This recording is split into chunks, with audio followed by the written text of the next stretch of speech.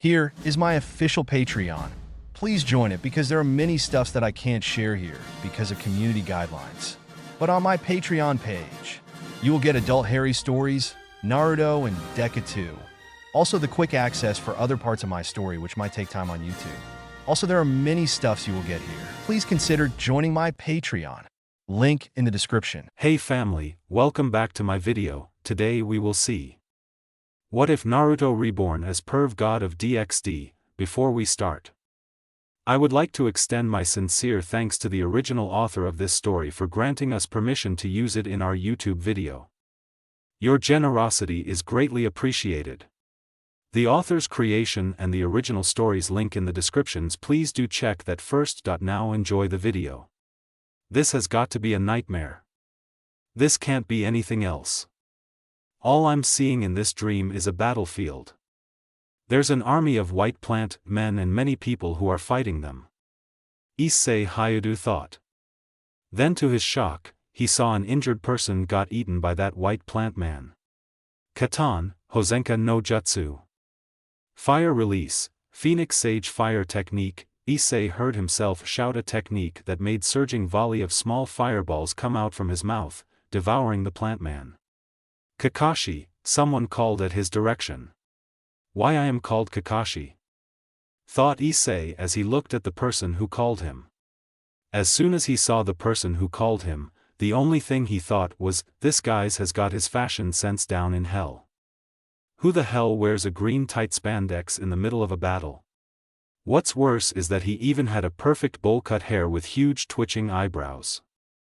This has got to be the person with the worst fashion sense I've ever seen. What do you want now, guy? This isn't the time to be talking. We need to somehow prevent these white Zetsas from advancing even further. He heard himself speak at the person now named as Guy. Kakashi, the Rokudame Hokage, had called for a retreat. In which he heard himself replied back full of disbelief. You can't be serious. If we lose this place, then we lose a large part of our remaining bases. I'm sorry, Kakashi. The Rokudame deemed that we would rather lose one of the bases than our ninjas. Issei never got the chance to reply back as there was suddenly a crashing sound several meters in front of them. What he saw was a man with pale skin and long white hair straight to his hips down to his torsos, having a face of madman with 3 eyes that look like light purple scara with a ripple pattern that spreads over the eyeballs. He also has 2 horns while wearing a bloodthirsty grin. Surrounding his body was those weird floating black balls, and in his right hand is holding a staff. Issei shivered as he looked at the man, feeling fear all over his body with his instincts screaming at him to run and never look back. He heard the man named Guy demanded. Kakashi. Leave now as I stall this unyouthful person with all my strength. Guy. You are not facing him alone. I'll face him with you at least. In which Guy replied. No, Kakashi. As of now, you are more valuable than me for this war. We need to win this war, and if we want to live with free will, we can't afford to lose you as well. What bullshit are you saying? We will face him both. We can't afford to lose you as well. Kakashi, you need to understand. Right now, we are facing Madara. Even if we face him together, we won't win. We will die. I can stall him long enough for you to escape. I know that you can't stall him, you know that yourself, don't you? Guy questioned, and before he can continue, the man named Madara spoke. Why are you Konoha Nins taking so long? If you want to dance with me before you die, at least do it faster. I'll wait for you to finish talking, just do it fast. Issei suddenly felt pissed at the guy because of his arrogance. Kakashi. Leave now before he starts to attack. Before he could reply, he felt Guy gathered something from his body as he heard him speak. Kaimon, Kai. Gate of opening, release. As soon as Guy spoke, Issei felt enormous energy from Guy being released as he heard him continue. Kyumon, Kai. Gate of healing, release. Issei saw Guy's wound started to heal until all of his wounds are gone. Simon, Kai. Gate of Life, Release. This time, he saw Guy's skin change from normal to a darker red and his temples suddenly erupted veins while his eyes completely turned to white. Shomon, Kai. Gate of Pain, Release. Even more energy is being released in Guy's body. Taman, Kai. Gate of Limit, Release. He continued. Kaimon, Kai. Gate of View, Release. Vortexes formed from the nearby water bodies suddenly appeared surrounding Guy. Kaiaman, Kai. Gate of Wonder, Release. Issei saw Guy gritted his teeth on pain of opening those gates and an aura suddenly coats Guy surrounding his body. Shimon, Kai. Gate of Death, Release. He heard Guy screamed in pain as a flaming aura of red steam is released on the pores of his body, hair, and eyebrows. Issei heard himself berated Guy. Are you insane, Guy?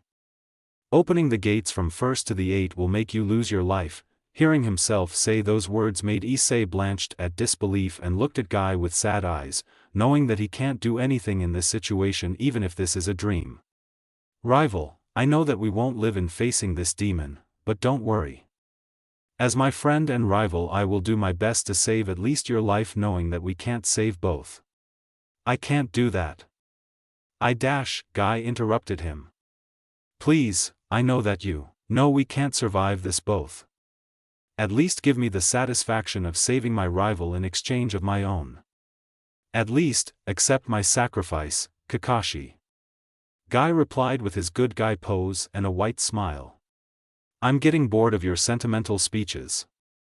Seeing that you have already opened the gates, let's dance, might Guy. Madara screamed with his gleeful expression. Issei suddenly felt himself getting kicked by Guy as he saw the two people engaged in a fierce hand-to-hand combat. He only felt tears on his cheeks as he saw himself running from the fight knowing that he can't do anything. And in exchange of that, he lost his friend and self-proclaimed rival. He turned when he heard Guy screamed in pain as he saw Madara brutally injured but was holding Guy who was looking at him with eyes telling him to get away.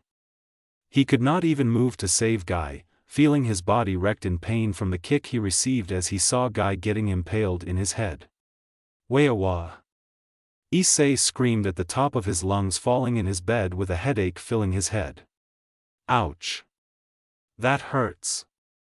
Issei cursed as he tried to muster his strength to get up. Only to feel weak then grabbing his head that is throbbing in pain of his headache. Did I really had to have a headache today of all times? This fucking headache ruins my date, he said as he sighed in exasperation. I need to take some painkillers to lessen this headache. Still, why did I have that weird dream? It doesn't make sense. All it does is making me feel some déjà vu. Maybe my date with Yuma-chan will make me forget about the dream. I wish that she will also let me grab her a pay. This will be my first date, I won't screw this up. Issei cheered in his heart with full of perverted thoughts. Grabbing his newly bought clothes for his date, he drank a painkiller then he started to fix himself. Grinning at himself as he saw his reflection on the mirror. Damn! I look good even though these clothes are simple. A simple blue fitted shirt and neatly ironed black jeans is enough for my first date. Now all I need to do is to take Yuma-chan to many places so that she'll enjoy our date. And maybe a first kiss with the sunset as background later. After arriving at the meeting place, he waited for his date Yuma to appear. He was given a flyer by a girl who looks like she's advertising the contents of it. I wonder what's this flyer? I'll read it now just to pass time. What's it say? We will make your wish come true. Looks like fake advertisement.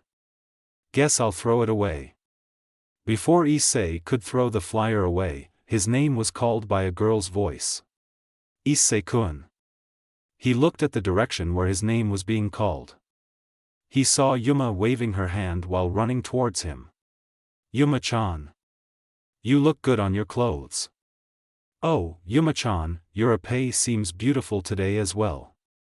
Issei gave a compliment, but he can't help looking perversely at her bountiful breast. No, no, no. This is my first date. I won't ruin it by being perverted around her. I need to be a gentleman. Issei shook his perverted thoughts with a sincere smile in his face. Issei-kun, did you wait too long? She asked while Issei gave a reply. Nope, Yuma-chan. I just arrived as well. How long I've wanted to use that line, he thought while giving a grin at his date. Well, Issei-kun. Let's go for our first date.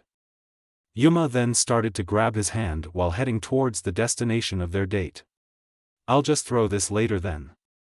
Issei just placed the flyer in his pocket while being dragged by Yuma for their date. It was sunset the moment Issei finished his date with Yuma. It's here. The sunset as a background is here. Now all I need is a kiss, then it will be a dream come true. Issei thought happily as he heard Yuma's voice started to speak. Issei-kun. Can you do me a favor? She asked sweetly innocent voice. Yes. It's the kiss. What else could it be? The sunset as a background and a kiss to celebrate the first date. Sure. Yuma-chan, anything you ask. I replied with a thumbs up. Then, would you die for me? She asked. The previous innocence was gone and it was replaced by a distinct but sultry voice. My headache must be returning. I didn't quite hear what you say. Yuma started to lean towards Issei and whispered into his ear. Would you die for me, Issei-kun? Issei didn't have time to reply as soon as she saw Yuma began to change her form. Her cute clothing turns into a sexy costume that looks just like a BDSM costume that barely covers her body. She grew even more taller, her breasts became even more bigger and bountiful, and her thighs looked even more juicier. Her whole body figure became even more sexy and curvaceous. Wait, why does she have black wings with feathers? This looks like something out of freakin' fantasy. Before Issei could continue thinking, he saw her forming something that looks like a spear. Then she threw the spear at Issei's gut, making him fall to his knees. Wadash, was all Issei could say as he looked at his wound and back to the one that caused it. I'm sorry, don't worry about our date, I enjoyed it. It's like playing with a kid, but my fun has to come to an end. My superiors think that you were just too much of a threat. So I had to kill you. Yuma said. Issei's knees finally gave up, making him fall, sprawled out in his own pool of blood. He heard Yuma continue to speak. If you want to blame someone, then blame God for putting a sacred gear in you. Without even glancing back, she started to fly away using her black wings. He was in the ground, he can't even move. He was dying and his mind started to lose consciousness, but he could hear his heart beating, and it was continuing on, slowing down. Before he could lose consciousness, he saw a small red circle coming down from his pocket, becoming even more bigger. He saw someone coming out from the circle, a girl with a crimson red hair, the same crimson red as his blood. You're dying. Don't worry about that. I'll save you. Then you'll become mine in exchange. The crimson-haired girl spoke with sweetness on her tone. That was the last thing he heard before blacking out. I'm back here at this place. But it seems a different dream than the one before, Issei thought with wonder. Then he heard himself speak. We will continue with the mission, we will not save Rin. No, Kakashi. We need save Rin. She's our teammate.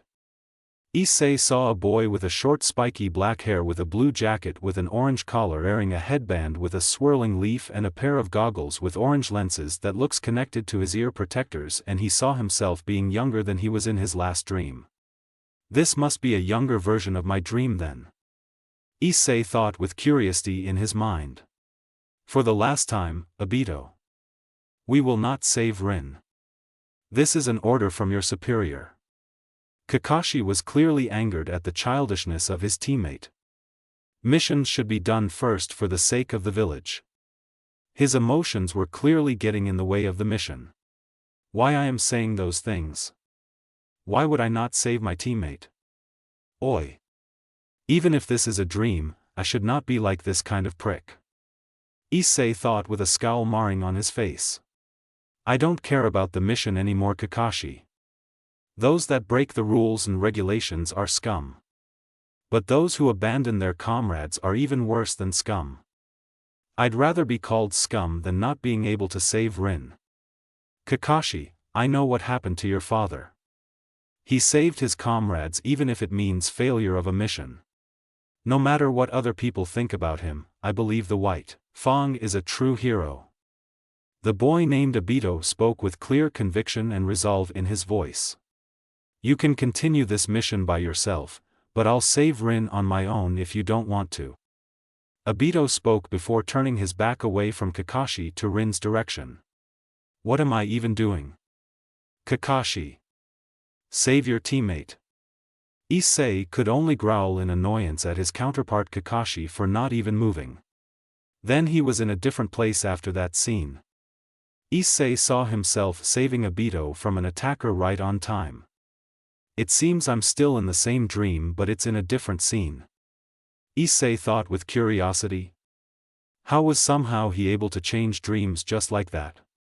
Kakashi. I know I would get to you somehow. Obito flashed a grin at Kakashi. So my dream counterpart decided to save Rin as well, phew. I thought my counterpart was a complete jerk, glad he is not. Yeah, you did. Thanks, Obito. For making me realize that my father was a hero. Issei heard himself. My therapy jutsu really works. Huh. Beat that Minato-sensei. Obito smiled widely at Kakashi. Kakashi could only think, therapy jutsu? What the hell? So the brat was saved by another brat. No matter, I'll kill the both of you know. The attacker spoke, but Issei himself could not find the source of the voice. Then he was in a different place again after that one. Issei saw himself and Obito releasing a girl, most likely Rin, from her restraints, but then a person appeared. I see. That idiot Taiseki was not even able to stop two brats. Well kids, you're out of luck now that I'm here. I'll bury you brats alive. Say goodbye each other. Doton, Iwayato Kazushi. Earth release, rock lodging destruction. The person did some strange hand signs, then Issei started to look around as he heard the cave started to rumble. After looking back to where that person was, he was gone. What the heck? Is that the same as the fire one I did in a dream before? Issei could only think with disbelief. Then the cave started to give in and started to fall on Kakashi, Obito and Rin. Obito, Rin. We need to run, now. Issei heard Kakashi speak, and after that they started running with the collapsing cave at their backs. After a few seconds of running, they were able to see the exit. Issei suddenly felt being pushed away by someone only to see the half of Obito's body being crushed by a boulder. Issei only looked at Obito with shock for giving his own life to save Kakashi. No, Obito. We'll save you now, don't worry. Kakashi exclaimed in a tone of worry and regret. You can't save me, Kakashi. I can't even feel half of my body now. Obito said in a defeated voice. Issei felt tears running on his left cheek coming from one of his eye. Holy shit, I don't have my other eye anymore. Wait, that's not important. Obito's even more important than that. There must be some way. Obito, I'm not giving up on you now. Kakashi wanted to continue, but before he could, he was stopped by Obito. Kakashi, I didn't have any gift on you when you became a Jounin, right? Then I'll give my Sharingan to you as a present. Obito said with only Kakashi giving his reply. No, Obito. We will save you. Kakashi was interrupted by Obito. Damn it, Kakashi.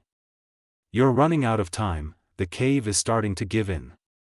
Then Obito's attention is turned to Rin. Rin, you can do medical jutsu, right? Seeing Rin nod, he continued. Take my remaining eye and replace Kakashi's injured one. Only to see Rin in tears while nodding. After Rin took Obito's eye, he spoke. Kakashi. I'm about to die, but I'll become your eye, and see the future with you. Also, protect Rin no matter what the cost. Please take this as a one-time request from me. Goodbye, Kakashi. Obito smiled happily at Issei's direction where Kakashi could only be seen with tears falling on his eye. Issei felt his mind waking up as he saw the sunlight entering from his window, only to feel tears on his eyes coming out. Shit, that really was a sad dream. Obito died and my counterpart wasn't even able to do anything. Issei thought sadly as he remembered Obito's words. He really cared for Rin, unlike me. Wait, did I just say me? Must have been my imagination. Still, to think that I'll see 3 different dreams. Maybe I need a psychologist or something like that. Issei thought before he continued. Nah, so bothersome. I'll just pass then. Maybe my porn will cheer me up from that sad dream. Issei thought, giggling perversely, but before Issei could even take a peek on his porn, his alarm started to ring, indicating that there's only 30 minutes left for school. Guess I should already take a leave now, I'll just take a look at the porn later. Issei thought, rushing since if he did not move, he'll be late for school. The dream where I died is still the most realistic, I wonder if it really happened, I'll ask around anyway. I did introduce Yuma-chan at many people. And I died in her hands. Issei thought sadly with curiosity. So, the date with Yuma-chan is just a dream, after all? Issei already talked to his 2 perverted friends since they were the first people who met Yuma-chan when he introduced her. Their expressions were so amusing and then they cursed me for being lucky to have a girlfriend, and now they only think I was crazy. They said that they can't even remember her. Her photo and contact disappeared on my phone too. I tried calling the number since I remembered it but there was no answer. I went to her address only to found an empty land. I also went to the school where she was studying, only to be told that Amano Yuma doesn't study there. Well shit, it must have been just a dream. I still don't have a girlfriend, how depressing. Issei thought depressingly with a sigh as he started to walk anywhere, only to found himself making his way towards the old school building. I was lost in my thoughts, I didn't even realize where I was walking to, huh? He was interrupted on his thoughts when he felt someone looking at him only to see a crimson-haired girl smiling at him from a window in the old school building. Rias Gremory, why are you looking at me like you're judging me or something? Issei stared at the crimson-haired beauty, only to shake his thoughts. Rias Gremory, a white-skinned woman with blue eyes in her late teens. She has a voluptuous figure and a crimson hair that reaches down to her thigh. A third-year foreign student studying here in Kuo Academy. She's also the president of the Occult Research Club and she's one of the Kuo Academy's 2 great ladies. Nah, it should be nothing surprising, given my reputation for being a pervert in the school. I'm sure she's just judging me because I'm a pervert. Issei thought, only to be replaced with perverted ones. Those 2 beautiful mounds of a pay is still a sight to behold. One of the greatest pairs I've ever seen. Issei grinned perversely only to see Rias Gremory looking at her with an amused expression. Shit. Stop thinking too much perverted thoughts. It's unbecoming of me. Wait, why is it unbecoming of me? I am a known pervert in the school anyway, so why would I bother about my reputation? Weird. Definitely some weird shit is happening to me right now. Issei thought with a confused expression while giving a short bow of respect before leaving Rias on her own thoughts. That's a miscalculation, I guess. He's not much of an idiot as it seems. Rias pondered on her thoughts as she recalled the events that led on Hayadu Issei's death. The group of fallen angels lurking in her territory gave her a perfect chance to snag Hayadu Issei to become her servant and also knowing the fallen's intentions. Arabucho, you were expecting him to be an idiot then? Rias heard a reply as she looked towards the one who spoke, Himejima Aquino. Himejima Aquino, a young woman with a voluptuous figure around the same age as Rias. She has violet eyes and black hair tied in a long ponytail, reaching all the way down to her legs and an orange ribbon keeping it in place. Of course, Aquino. We observed him before for a long time, ever since Kaneko was able to sniff a dragon's scent on him. So we know that he's an idiot, yet what we observed on him now was a showing that he is somewhat aware of his situation. Rias gave her opinion on Aquino. Well, just make sure to tell him about his situation before something happens, Bucho. Aquino said, leaving a cup of tea for Rias before leaving. I know, Aquino. I'll make sure to tell him before something bad happens. I care for my peerage after all, you know that. Rias replied only to receive a smile from Aquino before closing the door. After the class has ended, Issei was offered by his perverted friends to join them on their porn marathon. He only rejected them, saying that he has a lot to think about. It was dusk the moment Issei reached the place where he died in Yuma's hand. After a few minutes of looking for clues that Yuma really did exist, Issei did not find even a single one. She doesn't really exist, I guess. It was just a dream. Issei said with a defeated sigh, indicating that he gave up on finding clues about Yuma. But my senses suddenly became even better. I guess it could be said that my senses were enhanced. I only felt the change when it becomes night, it seems. My senses were not this good in the morning.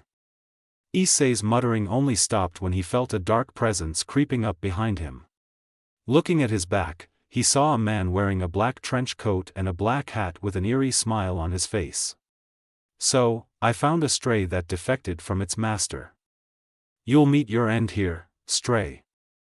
The man spoke while chuckling darkly. The man changed his form, giving him black wings. Then he started to form the same spear of light that was used to kill Issei, then he threw the said spear at Issei. Shit. I need to dodge. Issei's thoughts were aligned to his instincts that were screaming for his survival. He rolled over the ground to dodge the incoming spear on his direction. Ho, so you were able to dodge that one. I guess I made it too easy for you to escape then. After that, he formed two spears of light again. Issei was only able to dodge one, but he was not able to dodge the other. The light of spear struck Issei's stomach, then Issei screamed in pain. It hurts, doesn't it? Issei only sweated bullets as he grit his teeth in pain. Light is poisonous to you devils after all. It hurts more than when you were human, right? The man sneered in mockery as he spoke the word devil. Devils, what is he talking about? Issei thought while thinking that he might die. The man started to form another spear, but he was stopped by a voice that echoed in the place. I would appreciate if you don't kill my servant, fallen angel, San. Issei heard a female voice. Then, a red circle of complex writings started to form in the ground. Issei saw Rias Gremory coming out of the circle, glaring at the one called Fallen Angel. Really, fallen angels exist? What kind of a fantasy game am I? Issei thought in disbelief, but after recalling his past interactions with another fallen angel, Amano Yuma, he relented, gritting his teeth on pain, and started to listen to their conversation. Crimson hair. Rias Gremory, I presume? The sister of the Mao Lucifer. This really is your territory. The man spoke at Rias. Glaring at the man, Rias replied. If you know my name and that this is my territory, then why are you here? You should know that your kind are not welcomed in any devil territory. I was just taking a stroll, then look what I found, a stray devil. But with you appearing on his rescue, I guess he's not one. You should really keep your servants in a tight leash, someone might kill them, thinking that they are just mere strays. The man answered, still wearing that eerie grin in his face. I'll be sure to keep that in mind, but those who attack my servants will be killed as well. Rias retorted at the man. I see. My name is Donasik. Pray that we do not meet again, Rias Gremory, for fate might not intervene next time we do so. The man named Donasik started to flap his wings then fly away at the dark sky. Issei's consciousness started to become hazy after Rias and the Fallen finished their conversation. I forgot that I was losing too much blood. Shit, I'm really going to die this time. Issei thought grimly as Rias Gremory started to walk towards him. Don't worry, Issei. You won't die. I'll save you this time as well. Just remember that you're mine. Issei heard Rias, then he started to black out. Again. This time, Issei was in front of a large tomb with a blonde person and the girl named Rin. Rin started to sob as the rain was pouring down at them. He also saw the blonde man with tears leaking from his eyes and he felt tears on his cheeks as well. Rin suddenly started hyperventilating and the blonde man took notice. He grabbed Rin and carried her in bridal style before the man disappeared in a yellow flash. Issei felt that Kakashi had his other eye covered by the headband he wears. Kakashi then started to speak. Obito, why did you even save my life when you should have just saved yours? You didn't even have to care about mine. I treated the mission more important than yours and Rin's life. You should have just left me alone. Kakashi spoke regretfully without even caring about the pouring rain in his head. Issei was suddenly in a new place where this time, Rin was captured and Kakashi was pursuing her kidnappers. Issei saw that Kakashi was able to save Rin and get away from the enemy in the meantime, but the enemy did something to her. Kakashi-kun, kill me. Rin spoke with her sobs and tears coming out from her very person. What the hell? First it was Obito, then it was Rin. Kakashi's life is full of bad things happening to him all the time. Why can't he even have a good memory instead of a bad one? Issei growled in anger, not even noticing the fact that he started to mention his so-called dream as a memory. No, Rin. You'll be fine. I promise Obito that I'll protect you, so I dash. Kakashi was interrupted by Rin. Kakashi-kun, the sanbai is sealed in me. In less than a few minutes, the seal will break and the sanbai will be unleashed in Konoha's direction. Nothing will be able to stop the sanbai. Rin cried as she voiced her reasoning against Kakashi. Rin, Minato-sensei is a seal's master. He'll help you. We also have Kushinane and Jiraiya-sama, so you don't need to lose hope, Rin. We'll save you. Kakashi cried out his plea on Rin, but she just shook her head. Rin's body suddenly slumped to the ground and she suddenly screamed out in pain. Kakashi-kun. Please kill me now. If you don't, the sanbai will destroy Konoha. Please Kakashi-kun. Rin, I can't do it. You're the only one I have now. My mom, my dad, Obito. The people I care for are dead. I don't want you to die as well. Please just let us go to Sensei. He'll save you. Kakashi sobbed as his tears fell down on his cheeks. Then someone suddenly spoke. Well done, brat. Luckily for you, you were able to save her, but unluckily for you, we'll have to take her back. Issei saw a large group of enemies that ambushed Kakashi and Rin. Issei heard Kakashi growled in anger. You're not taking her back, I'll kill you bastards before you even touch her. Kakashi started to dash towards the enemy, then he thrust his hand coated with lightning at the enemy's stomach, screaming, Raikiri.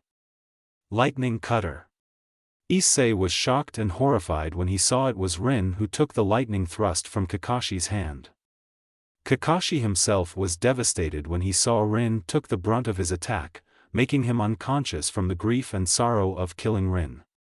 Issei knew that he was in a different place this time. He felt familiar in the surroundings of this room. He knows that it was Kakashi's room. He didn't know why, he just felt a familiarity with it. After walking for a couple of minutes, Kakashi smelled something dried, he didn't know what, so he just went where the smell is guiding him. He was suddenly in front of a slightly opened room.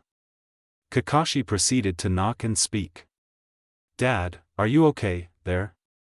I smell something funny coming to your room. After hearing no response, Kakashi continued knocking and asking 3 times. Issei knew that something bad was inside of the room in front of him, yet he cannot pry his eyes away. He felt that he needed to know what's inside of the room.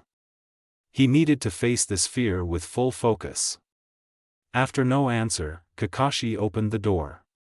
After looking around the room, Issei saw a familiar man sprawled down on the ground holding a knife in his hands that was embedded in his stomach. Kakashi rushed towards the familiar man. Issei knew this man. This person is his father.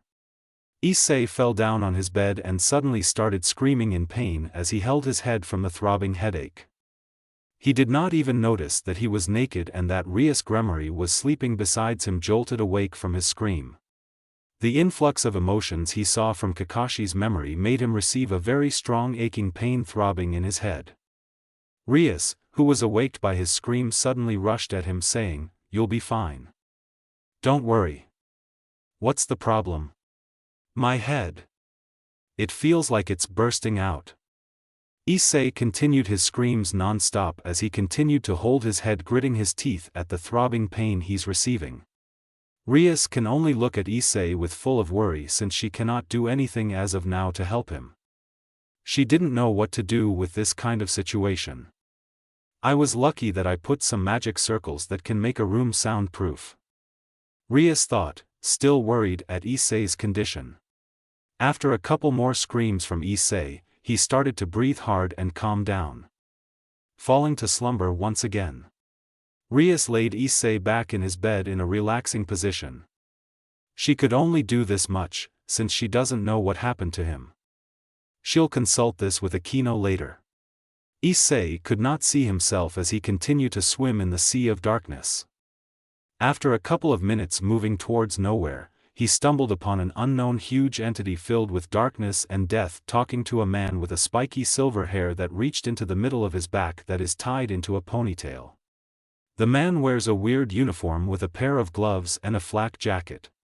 The entity started to speak, "Hataki Tsukumo, I don't know how you got to have a second chance to live your life, but since I was ordered by Kami herself, I'll do it. But knowing your personality, you might request something, so I'll entertain you." The silver-haired man named Tsukumo started to speak. "I guess you're right about that, Shinigami-sama," he continued. "Before I make my choice, can you fulfill a simple request for me? I did say that I'll entertain you. So, go on, speak." The Shinigami urged Tsukumo to continue. "I know that my son Hataki Kakashi is now dead, can you please show me every single one of his memories?" Tsukumo made his plea in front of the Shinigami. "Fine, I'll let you see it." The Shinigami started to move toward Tsukumo and pointed his forefinger at Tsukumo's head. Tsukumo started to see every single detail in Kakashi's life. His sadness, his grief, his sorrows, his regrets, his happiness, and up to his death. Tsukumo spoke then. "I've made my decision, Shinigami-sama. Please bring back Kakashi's life instead of mine." His voice filled with sadness, knowing that he left his child only to suffer after his death. "I'm not sure about that. You see, Kami said that it was you who would be given the chance, not your child. But since you're such a piece of work, I'll ask her then." The Shinigami spoke with clear amusement in his voice. This human is really different than the others. People with that kind of personality are scarce in elemental nations after all. The Shinigami thought while waiting for Kami's answer. The Shinigami turned his attention toward Tsukumo, who was waiting for Kami's verdict. He spoke, "Kami has given me her answer. She decided to grant your request on several conditions." After seeing Tsukumo's expression, he continued. "First, he is currently inside of my stomach after performing the Shiki Fujin, dead demon-consuming seal. I cannot just take him out of there since he already paid the price." Seeing Tsukumo nodded. "In exchange of taking him out, I will take you there instead. You will never be able to see your wife if you will be stuck in my stomach for eternity. Are you willing to do that?" I do, Shinigami-sama. I've caused enough grief for my child. Knowing that I could give him a second chance, I'll gladly do so. And my wife would only want Kakashi's life to be full of happiness. Tsukumo spoke with resolve in his tone. I see. Then second, he will be reborn as someone else, he will not regain his memories easily. He will only regain them pieces by pieces when he is approaching an immense danger. If he is not approached by any danger, there is a chance that he will not regain his memories. Is that fine with you? It is, Shinigami-sama. Third, he will also gain his abilities pieces by pieces. And before you ask, yes, he will be reborn in a dimension where there are constant fighting that he might get involved. Are you willing to risk your child for that new world? I'm reluctant to say this, but yes. Shinigami-sama. I know that Kakashi's strong. So he'll be able to survive the challenges that will come on his way. I see. Then, in assurance of the condition, I will now send his soul in the dimension. He will not be immediately reborn. His soul will needs to be comfortable in the new dimension first. So before you request, I will not be able to show you even his form as a baby. I understand, Shinigami-sama. You should take my soul now as the exchange of the deal. But before you do that, can you grant me one more request? Tsukumo asked. I already told you that I'll entertain you, as long as it's not related to lives and souls of any people, even your wife. Thank you, Shinigami-sama. Then, please let me and my wife see Kakashi's life after his death comes. Granted. Now, enough bickering. You don't have any requests now, do you? Tsukumo only gave a smile and a simple nod. Then he heard the Shinigami speak. Then, I'll take your soul right now in exchange of his. Last but not the least I can do for you, Tsukumo, for being a friend. I'll let him see this exchange so that he'll know how much you love him. Thanks a lot. After saying that, the Shinigami took Tsukumo's soul and placed it in his stomach. Issei was in tears at the moment the memory as over. He really was Hatake Kakashi. And the very person Kakashi hated for leaving him alone before Obito set him straight was willing to sacrifice his very own soul just so that Kakashi could live on. His father. Then, he was assaulted by his past memories and from his birth up to his death. After sorting his memories, Kakashi was quite thankful that he was attacked by Amano Yuma, even if she attacked him, because that attack was the trigger for his past memories to be unlocked. Kakashi groaned as soon as he gained consciousness. And his first thoughts was, Dad was really a hero, Obito was right. I'm really thankful for that, Dad, I love you too. But I didn't expect you to be friends with the Shinigami. Surprising. As soon as he started to look around his room, he smelled something sweet. After blinking his eyes open, he saw a crimson-haired woman sleeping beside him in his bed. To be exact, it was Rias Gremory. What? Why is Gremory-san here? And why is she naked? Did I finally get laid with a beauty like her? Kakashi giggled perversely at the thoughts of banging a beautiful woman. Oh, is it morning already? Kakashi saw Rias Gremory stretched her hands up in the air as she yawned cutely while showing her two beautiful mounds of breasts jiggling sexily. If Rin was here now, I'm sure she'll just chastise me for being perverted, and if Obito was here, he'll just say, how far the mighty and stoic genius Hatake Kakashi has fallen. I'm sure he'll even exaggerate things even more further. Kakashi thought with a nostalgic smile on his face. Yes, it is Gremory-san. And before that, why are you here in my bed? Did I get laid this time? Kakashi asked, filled with curiosity and wonder. Nope, you didn't, don't worry. You're still a virgin. Rias chided him where Kakashi just comically cried anime tears. Rias' sweat dropped at the display, then remembering Issei's sudden screams made her ask about his condition. By the way, are you alright now? You were in a lot of pain last night when you suddenly woke up. Don't worry about that, Gremory-san. The headache's gone now. No worries needed. Kakashi replied to her in a cheerful and relaxed tone. Then he continued. If you're not here because I got laid, then what are you doing here? Rias was still doubtful of Kakashi's reassurance. Nevertheless, she quickly shook those thoughts. Then she replied. Ah, about that, you see. You were fatally wounded last night. Do you remember? Rias asked, waiting for his reply. Ah, yes I did. What does that have to do with you in my bed? Well, I was here because I was healing you last night. Rias explained, and before she could continue, Kakashi interrupted her. If you just healed me, then you didn't have to sleep naked with me, right? Her response was a yawn, making her breasts jiggle a little bit. Then she spoke. Your wounds were fatal, so for my healing to work, I needed to hold your body while being naked.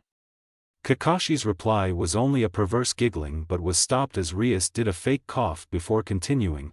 We are getting out of the subject, but I need to explain to you two things. First of all, when you were on a date with the fallen angel Amano Yuma, you died when she threw a spear of light at you. After that, the flyer you received was actually a devil magic circle and it summoned me. She then revealed a flyer that looks like the one Kakashi received when he was on his date. She continued, seeing you dying, I did what I could and revived you, and the other thing is, right now, you Hayadu Issei, is a devil and you are now mine. Kakashi could only gape like a fish at what he heard. Then he sighed ruefully. First, I lived to fight a war then died. Second, I lived to go to a date then died. And third, I lived to become a devil and a servant. Why did Dad have to make my life harder? But I'm not complaining anyway. Author's note, so that's it.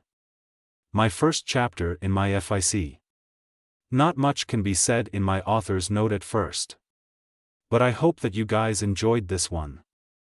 Since I'm just a beginning fanfiction writer, please forgive me for the bad grammars. I'll be updating sooner. No more than a week, I'm sure. So I made some differences in Issei's life in this one. In this universe, he is an orphan with an unknown guardian who just sends him money every month so that he could get on day by day. That's just the setting I want. Who knows, maybe it's someone you guys know. Also, Kakashi used the Shiki Fujin. What a shock. My Kakashi learned the Shiki Fujin from the Forbidden Scroll of Seals. Yes, the one that Naruto took when he was tricked by Mizuki. In Kakashi's world, the allied shinobi forces was losing against Madara's army. There will be small flashbacks about what happened to the war only in Kakashi's memories. He won't know about the war's conclusion. There is a person that cannot be defeated easily, so Kakashi took it upon himself to defeat that person.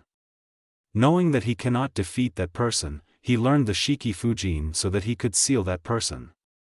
Also, I plan on having Issei change his name legally in the next chapters so that it'll become Kakashi instead.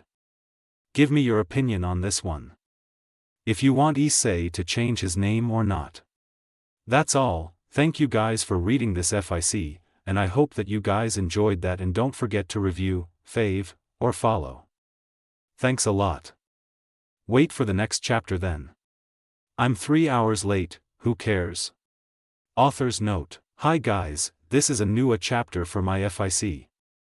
Thanks for those who were able to follow and fave my FIC. Thanks to you guys. In this FIC, Kakashi still have Issei's body and appearance. It means that his body is weak and it cannot fight like his past body could. So his stamina and body will break down after a couple of minutes fighting. I'm starting a poll whether or not Kakashi will change his name back to Hatake Kakashi or he will keep it as Hayadu Issei. PM to me guys, or you guys should post it as reviews. Thanks a lot for your opinions. Hatake Kakashi, 2 Hayadu Issei, 1. Disclaimer, High School DxD and Naruto are not mine. They belong to their respective owners. I don't own them at all. If you have any questions, ask it by posting it as a review or as a PM. Anyway, thanks a lot guys. Without further ado, read the second chapter. Chapter 2, I'm 3 hours late, who cares? People's speech, people's thoughts, dragons, gods, etc. Speech, dragons, gods, etc. Thoughts. Start. Kakashi and Rias were walking on their way towards Kuo Academy entrance when Rias explained how Kakashi became her servant devil.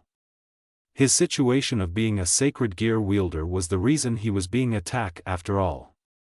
Amidst the explanation about his situation, Kakashi was able to feel the murderous glares and curses of the whole student body against him.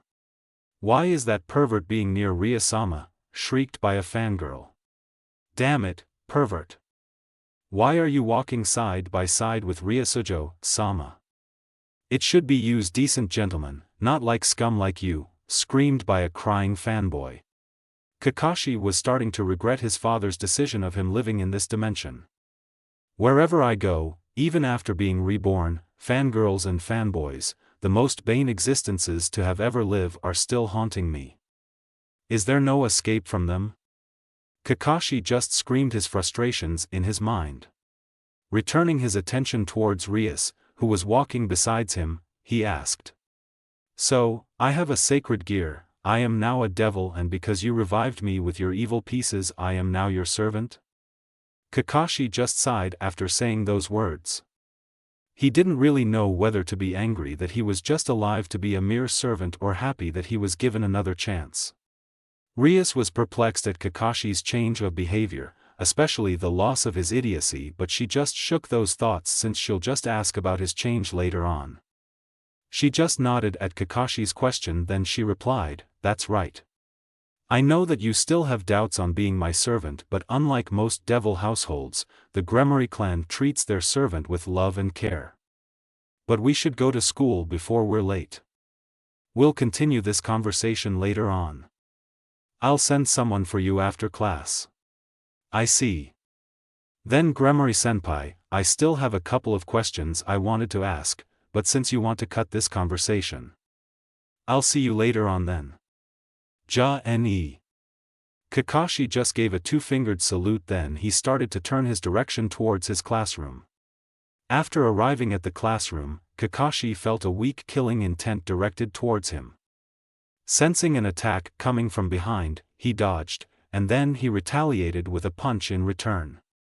"Oh, it was just these two," he mentally thought as they spoke with disbelief and anger in their voices. "Ouch. Issei, when did you know how to fight?" the bald head commented. "Yeah. We know that you only have time for watching porn and masturbating," the nerdy guy with glasses said. Ignoring the somehow rude and shameful comment, Kakashi spoke. "Well, Matsuda, Motohama. It's because wait, why did you two attack me?" Forgetting about their earlier question, they just screamed at him. "Bastard. Why were you walking with Ria-sama this morning?" They spoke in unison. Every single one of the bystanders suddenly turned their attention towards Kakashi. Before Kakashi could even reply, the school bell started to ring. "Lucky save, I don't want to be mobbed by the whole student body," he thought as he replied. "We have to go class right now, so I'm not answering your question." Kakashi replied in a tone that can only be thought as cynical. "That damn bastard betrayed us. After betraying us, he just brushed us off." The bald-headed one talked towards the one with the glasses. "Yeah. He thinks that after walking with Ria-senpai, we're not worth his time anymore. The bastard. I have a plan so that we could get our revenge on him later on." They started whispering to each other, and Kakashi just left the two on their own conversation after sitting in his own seat. Scene break. After the class ended, Kakashi was approached by his two perverted friends. They were wearing smiles like they forgive him or something. I wonder what are they planning? Kakashi thought in confusion. "Well, Issei. We forgive you for your betrayal against us. We just don't want you to do it again," the bald-headed one said. "What betrayal? These morons are misunderstanding too much. Kakashi just shook his head at their misconceptions. Yeah, we forgive you, Issei. We just want you to come with us instead so that we could watch porn. The nerdy one continued. The other people looked disturbed and the girls just looked at Kakashi and his friends in disgust. Kakashi knew he was a pervert, he didn't deny that much, but he was really shocked at his reputation as a pervert. His reputation in this dimension was even a lot worse than his reputation in the elemental nations. The people could only look at them with disgust for being open about their interests, but Kakashi did something no one in the classroom would expect. Did you say something? Kakashi replied in a nonchalant tone, placing his hand near his ear, mocking his two friends who could only stare at him in shock like he became a different person. The whole classroom just looked at Kakashi in devastated shock and utter disbelief. The most perverted one out of the trio just rejected watching porn. Even the teacher who just announced the class has ended could only stare wide-eyed at Kakashi. The classroom was silent. A single drop of pin can easily echo in the room. Even Kiba Yuto, who was in front of the classroom's door, was ignored. Kiba himself was in a confused state. He knew the reputation of Hayadu Issei, the most perverted student in Kuo. Returning on his thoughts, Kiba Yuto just walked towards Kakashi. It was like the whole room was in a suspended animation. The whole room's occupants were just staring at Kakashi. They were not even caring about the fact that Kiba was walking inside the classroom, heading at Kakashi's direction. When he reached Kakashi, he spoke. Hello there, Hayadu Issei-san. My bucho, Rias Gremory, sent me to get you. Kiba smiled that can only be described as bishounen. Kakashi just looked at Kiba with a judging gaze. I see. So it was Kiba Yuto who was sent to get me then?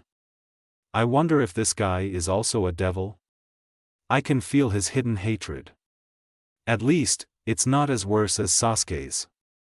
That brat's hatred is so strong an ordinary civilian would have had immediately faint after feeling it. Thankfully, he's already gone.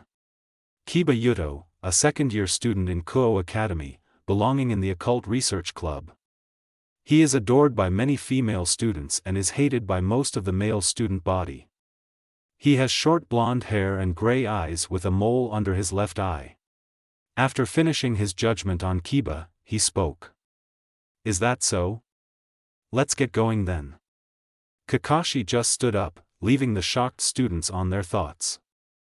After this talk, I'll try to practice any of the abilities I can still use. From what the Shinigami said, I am to regain them after all. After Kakashi left, his two friends returned on their thoughts and cursed him. That damn bastard, he really betrayed us. The two perverts spoke in perfect unison while crying about their friend's betrayal. Scene break. Kakashi realized that the direction they were heading to was the last place where he saw Rias Gremory before, the old school building. After bypassing a couple more doors inside the old building, he looked around at the room where Kiba Yuto led him to. Welcome, Hayadu-san. This is the Occult Research Club. Kiba spoke in the dimly lit room where he led Kakashi to. Kakashi just gave a nod of acknowledgement before looking around the room. The club room is a wood-paneled room with Victorian-style couches and chairs along the wall. Isn't this way too extravagant for a simple club room? Kakashi also saw a large circle with complex writing, the same as the one that he emerged from his pocket when he was attacked. Looking at the couch, he saw a petite girl eating sweets and cookies. Tuju Kaneko, I feel something different from you, it feels feline. Tuju Kaneko, a petite first-year student in Kuo Academy who have white hair and hazel eyes, she also belongs to the Occult Research Club as well. She has two bangs going past her shoulders and several loose bangs over her forehead. Kakashi's thinking stopped when she saw the petite girl glaring at him while holding the box of cookies and sweets. I won't eat those, don't worry. Kakashi said in a sincere tone as he reached out his hand for a handshake. Nodding reluctantly, the petite girl grabbed it and introduced herself. Tuju Kaneko, nice to meet you. Ah, mine's Hayadu Issei. She looked at Issei suspiciously, then he just continued. Nice to meet you too, Chibi-chan. The moment he said that, the suspicious look she had on Kakashi turned into scowl. Kakashi just shrugged it off. Phew, that was close. I almost introduced myself as Kakashi. I still need to find a solution about my name. Whether I would continue to use Hayadu Issei or change it to Hataki Kakashi. Kakashi's thoughts were interrupted as soon as he heard another voice. Era, don't bully our Kaneko-chan. Hayadu-kun. Kakashi turned around to see a girl with black hair and a long ponytail. Oh, it's the vice president of Occult Research Club, Himejima Akino. Why do I feel something akin to hatred in her? At least it's not as worse like the hatred Kiba Yuto holds. One brat wanting revenge is too much for me. Kakashi sighed in defeat as he reached out his hand in the same manner as he did earlier. Nice to meet you, Himejima-san. The name's Hayadu Issei.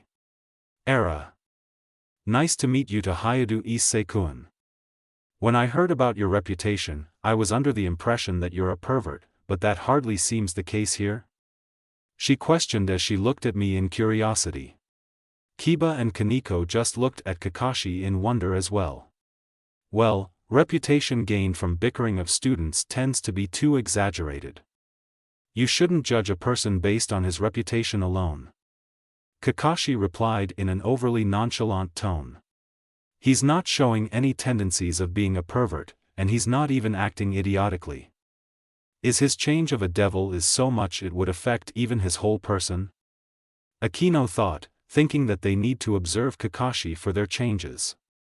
I'll keep your word in mind. A pity that I wouldn't have another person I can punish for being a bad boy. She smiled sweetly at Kakashi, who was shivering nervously in Akino's look. Shit, they also have an Anko here as well. Just wait for Bucho to appear, she's taking a shower right now over there. She pointed towards a room where sounds of water flowing can be heard. She's taking a shower? Oh, boy. This is gold. I wish Jiraiya-sama were here so that he could add this on his research. Kakashi just giggled perversely at the room of the door where the sounds can be heard. Pervert. The petite girl chided Kakashi as Akino just smiled. So, he still have his perverted issues, I guess there wasn't much change then. Akino concluded, then Rias's voice was heard. I see that you've brought Hayadu Issei-kun here. Good job, Yuto. I'll talk to you Hayadu Issei-kun after I've finished changing. Just wait for a while. Kakashi just answered a simple yes as he was offered by Akino's tea. After waiting for a couple of minutes, Rias Gremory appeared, wearing her standard Kuo Academy uniform. So, Hayadu Issei-kun, can I call you Ise? Kakashi just gave a nod as she continued. You see, the whole Occult Research Club is just a front cover. Every single person here including you is a devil. She spoke clearly. Kakashi just looked at the whole club with suspicion. After what happened to me, I'm guessing I should believe you. But I want another proof besides your word. Kakashi stated, looking at them. They just moved their shoulders a little. Then black wings that looks like of a bat appeared at their backs. You guys have bat wings, guessing that I'm a devil, I also have one. Don't I? Kakashi asked rhetorically while feeling his back, suddenly feeling a set of wings sprout from his back. Now that I believe your words, can you explain to me the whole situation? Kakashi asked, wondering about his whole situation. You are rather taking this well, I see. It was a statement, not a question. Kakashi just scratched the back of his head. Well, I've already seen someone create black flames that cannot be extinguished no matter what, and it would continuously burn for 7 days and 7 nights. That someone was also able to create gigantic humanoid being using only his eyes, and someone related to him was able to call 2 fucking meteors, with the latter being even bigger than the former. So no, nothing would surprise me anymore. Kakashi retorted, not even bothering to hide the sarcasm he had in his voice. Rias and her group just looked at Kakashi like he was crazy. What? They said in perfect unison while giving a shot of incredulous stare at Kakashi. Don't worry about that. Can you just continue on your explanation? Kakashi just dismissed their weird stares on him. Rias, still perturbed by what Kakashi said, just shrugged it off and started to explain about the Great War that happened over 1,000 years ago that led the three factions having a ceasefire. She did explain a little bit about the clans in the Devil Society. She also explained about the evil piece's great value that was used to reincarnate humans into devils. Kakashi just kept quiet while Rias explained the whole situation for him. After a few minutes of waiting for Kakashi to take in the information she had given, she heard Kakashi spoke a question. So, I'm a devil servant that is under the Gremory household then? After seeing Rias nod, Kakashi just thought about the whole situation and decided to stop thinking too much about it. No matter what I do, all I can do is to accept my situation. I don't want to die anyway, and if I were to reject, I will be branded as an exile or something of the like. After that, you will send others after my head. Kakashi just gave a tired sigh when Rias noticed him saying about being an exile. You're right about being exiled, but the proper term is called a stray. But how did you know? Rias was really curious on how Kakashi knew about becoming a stray if they were to leave their master without permission. You did explain the importance of the clans. Of course any clan would want to kill anyone that would bring shame and trouble in it. Kakashi gave her a "that should be obvious" type of look. He really is different from what we observed over the past months. I wonder if it was because of becoming a devil in the process. He's even smarter now. Rias thought, then she added another statement. Don't worry about becoming a servant. I won't request you to do any immoral actions or something of the like. You should also know that you have a chance to become a high-class devil. These devils will receive a set of evil pieces that can be used to give you a peerage as well. How do I become a high-class devil? You are right now a low-class devil, after that you become a high-class devil, after that is the highest class a devil can get, the ultimate class devil. Only a number of people have become an ultimate class before. To become a high-class devil, the easiest way is to fulfill many contracts that you receive from countless humans that want any wish that they have. That would take too long. Rias-san, what would be the fastest way to become one then? The fastest way is your participation and achievements in war. But right now, the three factions are in a ceasefire. So that's not possible. Rias stated at Kakashi, who was thinking of becoming a high-class devil as soon as possible. She added another question. Do you still have any questions? In which he replied. Yes, I do. What do devils do anyway? Do they manipulate the human mind, and do they really eat souls? They don't. All we devils do now is to fulfill the wishes of other people, like what I told you earlier. We grant them their wishes. They call us, then they complete the contract by giving us something in return. Now, does that mean devils do those before? No matter. Last question please. Kakashi then was urged by Rias to continue. How do I activate the sacred gear? He was really curious about this one especially. It's like being a Jinchuriki. Based on what I hear, I can say that this abilities come from the beings sealed in the sacred gear. It's not like a healing sacred gear could just heal someone, it would need a source. I wonder what kind of being is sealed in mine. Well, think of a strong person that you know and imitate that person's pose or something. Rias said, watching Kakashi just stand. Then he held out his left hand like it's holding a small ball. Rasengan. Spiraling sphere, Kakashi spoke. Then a blue sphere of energy started to form in his hand. Before the ball was complete, it completely dispersed and the energy spread in the room. His hand was replaced by red claw-shaped gauntlet with yellow accents and green inscriptions. The whole group was looking at Kakashi in curiosity. They were curious about the blue sphere of energy, but they were staring at Kakashi's hand, which became a red-shaped gauntlet. Kaneko herself was looking at Kakashi, trying to find a certain expression on him. He used chakra. That was just pure chakra. Humans can't use chakra. How is that possible? She was about to ask him about the sphere when he spoke. So, this is my sacred gear, huh? Kakashi moving the gauntlet while looking at it in wonder of what it can do. The gauntlet's designs looks like a miniature arm of a dragon. So most likely I have a dragon sealed in my arm. I guess I just need to will it to disappear. Concentrating a little, the gauntlet soon disappeared and his hand returned. Bucho, you were right after all. Kaneko did smell a dragon scent in him. Kiba spoke at her Bucho where she just smiled back at Kakashi. Yeah, Yuto. He really did have the one of the 13 Longinus, the boosted gear. My sacred gear is called as boosted gear. What does it do, then? Kakashi asked, wanting to try its abilities as soon as possible. We don't know its full abilities. One of the few things known in its abilities is to boost the user's power every 10 seconds. It is rumored that once it has enough boosts, you can kill God. Akino replied at him, making him look at the sacred gear wide-eyed. If we had this power during the war, we might have had better chances in winning it. Damn it, a new life and new ability, yet I don't even know about the conclusion of the war. Kakashi thought sadly as he remembered the war that Madara started. I see.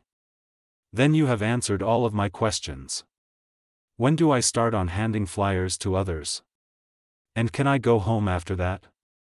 Kakashi inquired, wanting to finish his job as a devil so he could test the boosted gear's ability. You can start now if you want. We have numerous flyers here, just take 2 stacks. After that you're free to go home.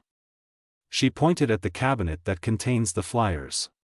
Kakashi was about to take off and then distribute the flyers, but he was stopped by Rias. ISE, one last thing, call me Bucho from now on. And tomorrow is Sunday, there will be no classes. I expect you to come here just outside the old school building tomorrow at 8 o'clock in the morning. Did you say something? Kakashi just shrugged off what Rias said, then took off before Rias could even give a reply. Rias grew a tick mark at the disrespect she received from Kakashi. The nerve, but at least the talk has gone well than I thought. Though, I didn't expect him to be smart, hell I didn't even expect him to be observant at all. She just sighed as Akino replied. You're right about that, Bucho. I thought he would just be a pervert, but he seems like he hid it well enough. Akino said while Kaneko approached the both of them before speaking. Bucho, he can use chakra. I don't know how, but the blue sphere he showed earlier was pure chakra. Kaneko stated, making Rias, Akino and Kiba wide-eyed at the proclamation. The group could only think about the secrets Kakashi still have hidden from them. After all, the sudden change of his personality was a huge thing itself. Then he still has many secrets that he had not shown to anyone. Being able to use chakra, he really is an enigma. Though, hopefully my chances with him in my peerage will let me win against Razor in the future. Knowing my parents, they'll just shove a rating game at me so that I would think I have a chance of winning. Rias thought as her mind started to wander around her chances of winning against Razor in the future. Scene break. After giving out the 2 stacks of flyers, he went home to his apartment and then he took a shower. Grabbing his clothes, he looked at his reflection. His short brown hair with white streaks was still wet from the shower. His body is toned well enough, but looking at it, he realized that he needs to be more fit. No amount of training is enough after all. Now, I just need to find a good place where I can test the boosted gear and see if I could still use most of my abilities. Looking around the town for about an hour, he found a pathway that leads to an open field with little trees inside a forest. Okay then, I'll start with a simple one. Kage Bunshin no Jutsu. Shadow clone technique. A clone appeared at his side after a puff of smoke. Good, my information gathering will still be as good as before. Then he bit his thumb, allowing blood to flow out of it. Kuchios no Jutsu. Summoning technique, only a poof of smoke appeared. Too bad I can't summon my Ninken. I would love to have Pakken here. Well, no harm in trying. After that he tried most of his basic jutsus like Kawarimi no Jutsu, body replacement technique, Shunshin no Jutsu, body flicker technique. Good, both of them are usable. My chakra is now at mid-Kage reserves, most likely because of becoming a devil. He thought with a delightful expression. Now, I won't have chakra exhaustion like most of the times. I won't know about my genjutsu unless I test it on someone. Due to the lack of this body's training, my taijutsu can only go on against mid-chunin. My kenjutsu can only go against high chunin. Since my current body doesn't have enough muscle memory, I can only compensate with my skills. I guess I should move on my ninjutsus. Moving to his elemental repertoire, he saw that most of his water, earth, wind, and fire jutsus were still accessible. He put some chakra in his eyes. Damn, I was only able to have an enhanced vision. I thought that I would regain the Sharingan, copy will I, since the Shinigami said that I would get back my abilities. But seeing that it's not really mine, it can't really be helped though. Kakashi sighed since he lost one of his main techniques. I could still feel my lightning chakra coursing in my tenketsu points. I'll try opening the gates. Kaimon, Kai. Gate of opening, release. Kyumon, Kai. Gate of healing, release. Seeing that he could open the gates, he stopped using it. Now, all I have to try are my lightning jutsus and the boosted gear. Boosted gear.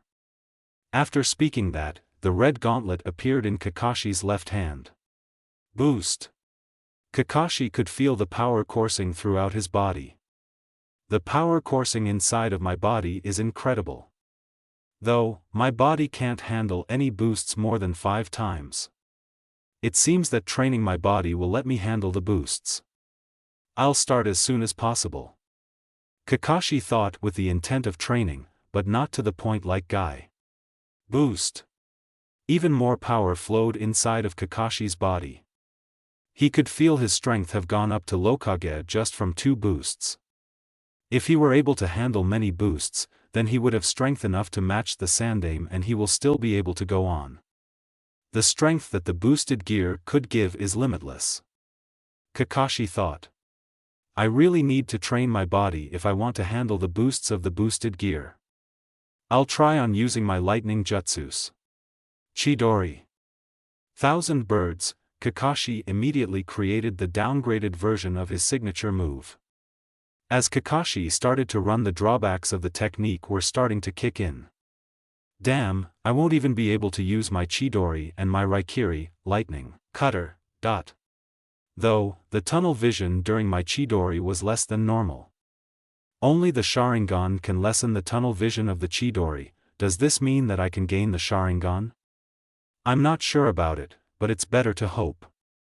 He was stopped of his thoughts when the gauntlet started to double his power again. Boost. This is just the 3rd boost, yet my body feels strong enough to take on 2 Akatsuki members. This is unreal. I can see why this sacred gear can kill God. Kakashi thought in awe of the abilities of the boosted gear. I'll just try another technique with the assistance of the boosted gear then. Raitun, Shurden. Lightning release, purple electricity. A very huge stream of purple electricity was released from Kakashi's right hand as he pointed it towards the couple of trees several meters away from him. The lightning surged through many trees in the forest before the purple lightning dissipate, leaving the destruction of many the trees in its path while burning. The fire caused by his lightning spread throughout the forest, making a forest fire. Kakashi was in a state of shock at the destruction his purple lightning caused. Kami. I'm leaving here. He shouted in panic as he started to leave the vicinity, leaving no evidence as for who was there. Scene break. Kakashi was not thinking of anything as he dashed towards his apartment. He was tired by the time he reached his apartment door. After opening and locking his door, he immediately bolted on his bedroom, then he let his body fall to the bed. So tired, for my body to be this low in stamina, I need to toughen up this body. Still, I didn't expect that much destruction from Shurden. The jutsu was just a mid-A rank jutsu. For it to become an S-rank jutsu on a scale like Naruto's Futon, Raisin Shuriken, Wind Release, Spiraling Shuriken. The boosted gear really is fearsome. Was the last thing Kakashi thought before his mind started to lose consciousness. My host this time is an interesting one. I wonder if you would be strong enough to face the White One when the time comes. The voice coming from Kakashi's left hand chuckled before it disappeared. Scene break. I hope he has a good reason for being late. Arg. It's almost 3 hours yet he's not even here. The nerve. Ria stomped her foot in the ground, angry because Kakashi was still not making his appearance. Era, Bucho. I know that he's late, but losing it on your new servant? It appears you're losing your touch. Akino commented with amusement on her voice. Akino. Now is not the time for jokes. If he doesn't appear here in a minute, I'll shove my power of destruction down to his ass. Rias exclaimed. Such vulgar words, Bucho. You're turning into a bad girl now. Do you want me to punish you? Akino smiled, her voice was filled in a sultry tone. Shut it, Akino. Rias was interrupted by Kiba, who was watching in the sidelines along with Kaneko, who was eating. Bucho, relax. I'm sure he has a good reason for being late. Yuto, it doesn't matter whether he's late or not. All I want right now is for him to appear. I'm tired of enough waiting. The redhead screamed. After that sentence, in a swirl of leaves, Kakashi appeared. He gave an eye smile as he approached the group. Yo, he gave a two-fingered salute, then Rias shrieked at him. You're late. So much like Kushinae. Fiery and short-tempered. Kakashi thought. Well, you see, while I was walking towards the school, I saw an old lady who was carrying a lot of bags. I thought that she needed help, so I helped her. I didn't know that she lived near the mountains. So after helping her, a black cat crossed my path. I took a shower to wash off the bad luck, and after that I got lost in the road of life. That's why it took me so long to get here. Kakashi said rather seriously. The whole group just sweat dropped at his lame excuse, besides Rias, who screamed at him. You liar. Don't be mad, I'm only 3 hours late. Look, it's not even 3 hours yet. It's less than 3 hours. That's good enough, right? And a black cat really crossed my path. It's the truth. Kakashi started whimpering when he saw Rias approaching him with a black aura surrounding her. Cracking her knuckles as then she started to grab him, then proceeded to beat him up. Gah! Save me! Kakashi screamed in pain as Rias continued on beating him up. Unknown to them, a black cat was watching their antics before leaving. Author's note: well, I enjoyed that one. Especially the scene where Kakashi made his excuse, that was hilarious. Thanks to you guys who reviewed my first chapter and those who fave and followed this FIC. I'm thankful to you. Forgive me about my bad grammars. I'm hoping to improve as I continue writing. I used Rasengan instead of Chidori because his Chidori was not usable without the Sharingan. If you noticed, I plan on giving Kakashi the Sharingan he had received from Obito, though it was obvious. He is only skilled as a Chunin at most because his current body wasn't trained enough in shinobi arts like his past one did. So if you guys have any questions, ask them as a review or PM them to me. Thanks. The Raitun, Shurden, is Kakashi's technique when he no longer had his Sharingan. Since the Chidori and Raikiri can only be used with Sharingan, this technique was the replacement of his Raikiri. I gave the jutsu a mid-A rank level since there was no rank in the wiki, and considering Kakashi's caliber, I know that the technique would be about A rank. Don't forget to vote on the poll. So that's all, I hope you guys enjoyed that. Don't forget to review, fave, and follow. Thanks a lot. Next chapter will be released no more than a week.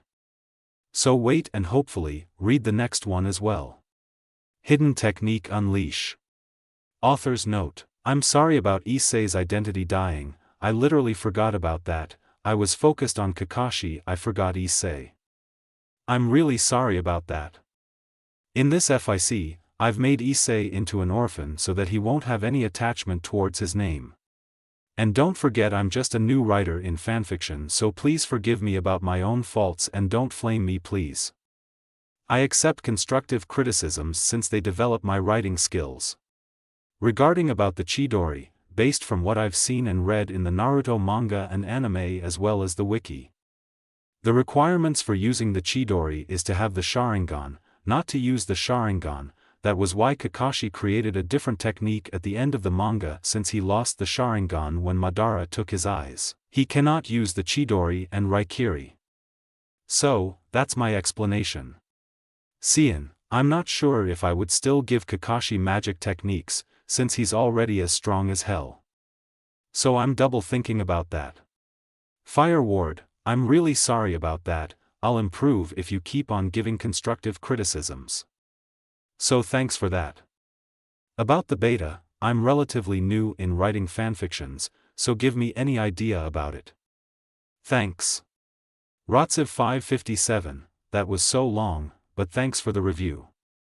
You gave me a lot of good ideas, but since I'm new, try to bear with my novice writing.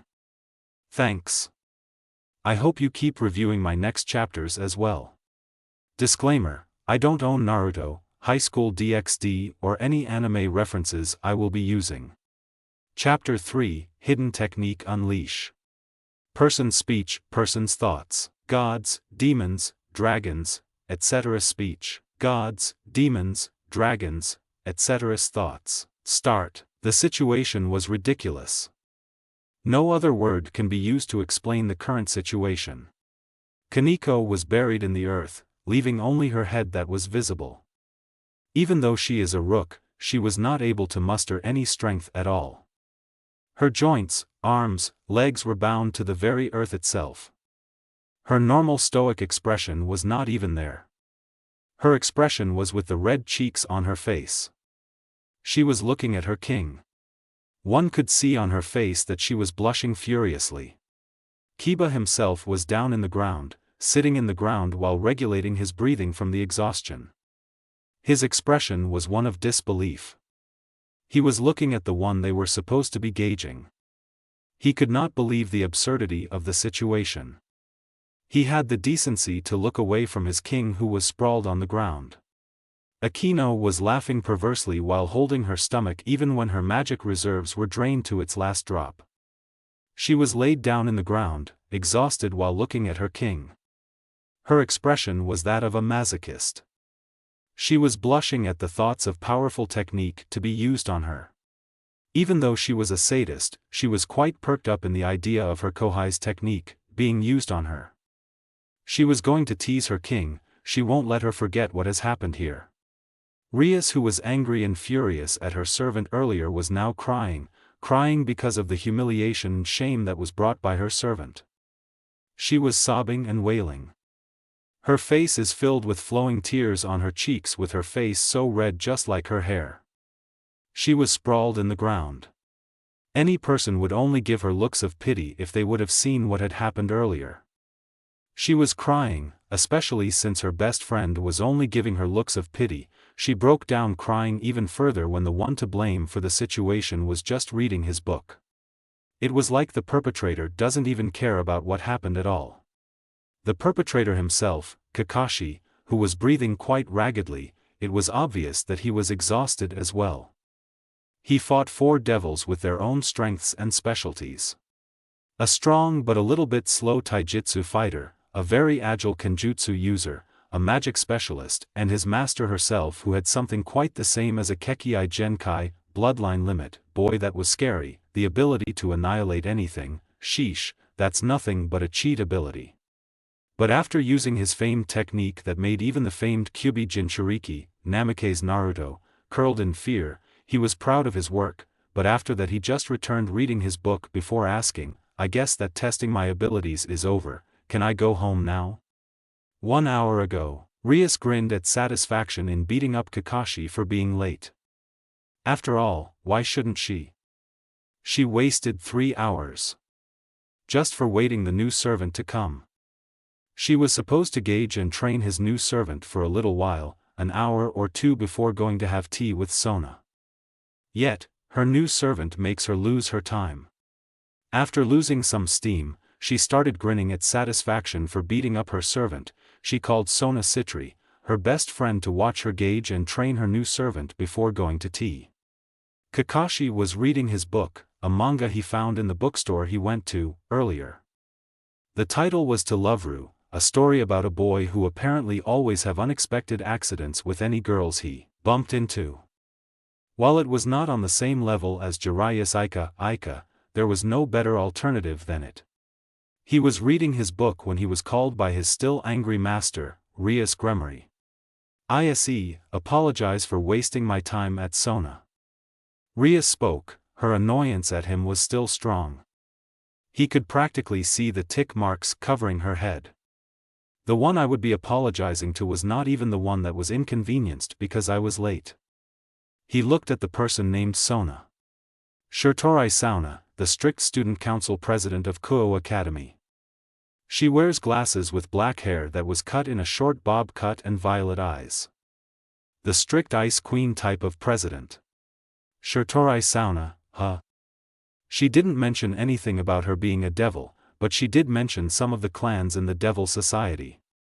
"Ah, that's right. The Citri clan. Shirtorai Sona, Citri Sona." Wow, talk about being subtle. Kakashi was barely able to let his mouth run off. He was glad that he was somehow able to control himself from speaking. He was already messing with one heiress, he didn't want to add another. Kakashi just chuckled sheepishly before scratching his head. "Shitori-san, or should I call you Kaicho? I apologize for helping an old lady and getting lost in the road of life." After he spoke that, Akino couldn't stop herself. She laughed loud enough before it turned into giggles. Kiba just smiled and even Kaniko's lips were twitching upwards from the sudden remark. The person he apologized to, Sona, was looking at him in amused expression. Though, Rias was a different story. She was practically oozing her power of destruction as her aura before even more tick marks began to form in her head. Kakashi began to sweat nervously as he could feel the sudden change of the temperature. But before things could get out of hand, Sona spoke. "Is that so? Then apology accepted."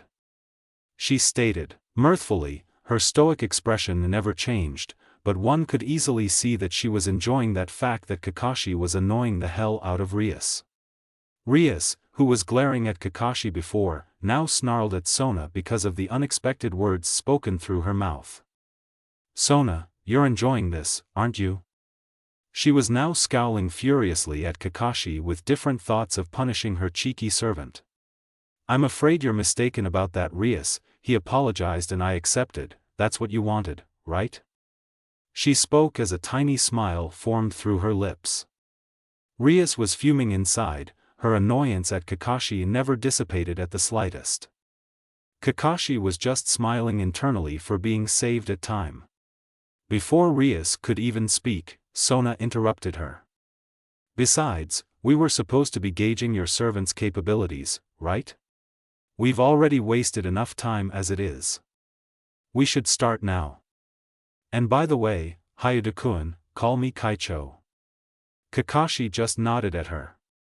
She growled in annoyance before relenting. "Fine, we should finish this as soon as possible."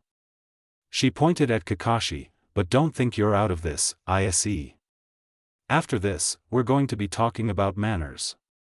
"Your manners," she stated in annoyance as she stomped her foot in the ground. Ma. You should relax, Rias-san.